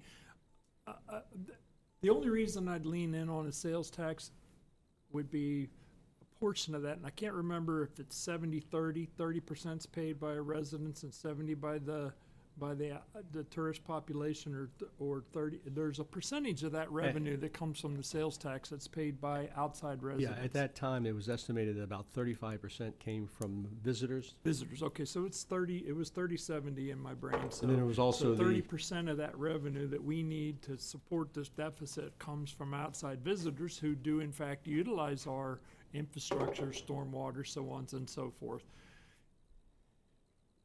I don't like the referenda aspect of it. I think this can be, if we keep it at a net neutral for our tax base, this is a manageable expense that our electorate can in fact handle. And it doesn't really matter, Commissioner Kowal. When I say it doesn't matter, it matters. But as long as it's a net even for our tax base, whether it's $50 a condo or apartment or $100 a house, whatever that actual fee is, as long as there's a commensurate ad valorem reduction to keep them even from what they were paying, it creates a bondable instrument. Staff can then go through the analysis of the needs of what we actually have to fix, and we have the long-term revenue stream by setting it up for a 20-year assessment with fixed for 10. And an incremental increase at the 10-year mark. Everybody walks into it with their eyes wide open. And so the rationale of laying off 30% to tourists or to visitors is a nice idea. But I think from a timing standpoint, we're walking into another referenda discussion. I'm not sure. I don't want to put two on the same ballot. Now, if you put two on the same ballot, you probably lose both of them. Yeah. Would be my guess. Commissioner Caldwell? Can I just address the elephant in the room that I think is a big comment or a big discussion that's been going around the state of Florida, is that property taxes may go away. So that may be, something that, where a surtax would not go away. We're going to be doing non-ad valorem assessments on everything, yeah. Yeah, so that's could be a reality in the near future. So that's something we'd have to really, really balance. Now, can I ask a question, Mr. Chair? Sure. And today, you want us to vote on the short-term funding for stormwater and roads? That is the next two agenda items, 11B and 11C. So Today is to get, the 11A is just to get some staff direction back to us so that we can go start, if it's a referendum, so that we can start getting that ball rolling. If it's a stormwater utility, so we can start getting that ball rolling, because both of those initiatives, narrowing it down to those two initiatives, both of those initiatives are going to take some time to implement. Well, and on that note, both of those initiatives are going to require some more data and analysis for us to be able to make a final decision. So if we pull the trigger today, eliminate 3 of your 5 suggestions, do a quick analysis on surtax and stormwater utility, then bring those back to us for a flipping of the coin to see which way we go. Is that something that would help you? Absolutely. Well, that's all I want to do is help you. I'll make that motion. A second. Okay. I'm not going to flip the coin, though. I want all the details. Okay. On the referendum, and I certainly don't have any particular objection to considering that, but and I mentioned this once before, Commissioner Hall, just a little history on that 2018 referendum. I believe it passed by like 50.4%. I mean, it barely passed. Less than 1% of the electorate that showed up on that ballot passed it. No, it was a general election. in No, it was November a- of 2018. It was a primary election Is in it a pri- August. that's right, it was- Yes, that's sir. right, it It was was a primary. primary non-presidential election year. I remember it Pretty well. good turnout there. That could be, Promise. you know. All right, but anyway, the point I was gonna make is that it barely passed. Not to say a new one wouldn't pass, but it barely passed. At that time, I think inflation was 1 or 2%. Unemployment was extremely low. The economy was good for everyone back in those days. And it may very well be something that can be done, but also the business community spent a ton of money on consultants, and a campaign manager, actually hired a campaign manager and really ran a campaign. 300,000. Chamber of Commerce was all over it. Yeah. So if we do go in that route, we need to make sure that the business community will pony up again for that, and they may very well. So I don't particularly care about the the electric franchise fee. I would not support that. The dedicated millage, we have that opportunity every time we vote on a millage rate and a budget, so I don't think that's our solution. So the sales tax and the utilities seem to be, or the proposal that Commissioner McDaniel has, seems to me to be the easiest and quickest and most likely to be successful approach. But if there's a desire to put this on the ballot in 2028, I certainly don't have any objection to considering that. Commissioner Hall? My thoughts were, as we're talking and we're directing staff on the first item, maybe we can just look at a hybrid. Maybe we can go utility to begin with until it's time to ask the voters. And if the voters turn it down, then we still got a plan in effect. Let me make a comment for the audience. We're going to break for lunch here, and as soon as we finish this item, which is not going to be that much longer, we'll probably come back around 1 o'clock, 1:15. So if you're here on other items and you want to get a jump on lunch, you might want to consider that, because we're going to break here pretty quick. Commissioner Hall? No, I was done. I was just thinking about if we're going to direct staff, maybe they could look at both as a combination of them instead of just one over the other. I'm good either way. I know we have a great need, and I want to meet it with the least pain and the least increase on the taxpayer, which if we balance the ad valorem and the fee, there is no increase. I love that. I love that everybody participates with the sales tax and not just the homeowners. So, Commissioner McDaniel? Yes, and in furtherance of the discussion, I've already made a motion that we do some more analysis on those two items. But in furtherance of the discussion, a hybrid can come out of the surtax, or not the surtax, the stormwater utility, because by after it's approved and you have your funding mechanism in place, and now you can go forth and persevere and fix stormwater, then we can go back through and manipulate the different basins. Because it was brought up to me, well, I don't want to pay a stormwater utility because I don't drive to where it floods. Well, that's not the case. Everybody's been participatory in the creation of these deficits. So the thought process is, if we do go the route of the stormwater utility, we can adjust those based upon basins. So as opposed to just a fixed fee for everybody that lives in Collier County, houses, apartments, commercial and such. In my oversimplified brain, that was an easy way to go that was easily understandable by everybody. I'll second the motion. All right, we have a motion second. If you restate the motion, just so we were all clear on that. No, that was like minutes ago. We got a court reporter right here. No, the motion is to bring back to do the analysis on the sales surtax and the stormwater utility and bring that back to us in a relatively short period. Doesn't have to be next meeting, but especially since all right. one of us will be gone. Commissioner Hall, you seconded that? I did. All right, have a motion second. Any further discussion? Any registered speakers? No, sir. All right. All in favor signify by saying aye. Aye. All opposed? That passed unanimously. Why don't we take a break to 1 o'clock? Does that fit with everybody's schedule? Commissioners, could we just knock we out the have to- two we commercial do paper B&C? that are the? Oh, yeah, okay. We have to finish up the other two items on Yeah, I'm this. sorry. That's okay. No. It's I move okay. to approve on items B and C together. Very good. All right. Second. We have a motion second. All in favor signify by saying aye. Wait. Okay. Oh, this is for the commercial paper borrowing until we Right. figure Yeah. the, They Correct, sort of- for both stormwater and the all sort roadways. of combined, yeah. So we have motion and second. All in favor signify by saying aye. Aye. All opposed. That passed unanimously. So we're all set. Thank Is 1 you. o'clock sufficient for everybody? tricky, Yes. but okay. All right, we'll be back at 1 o'clock.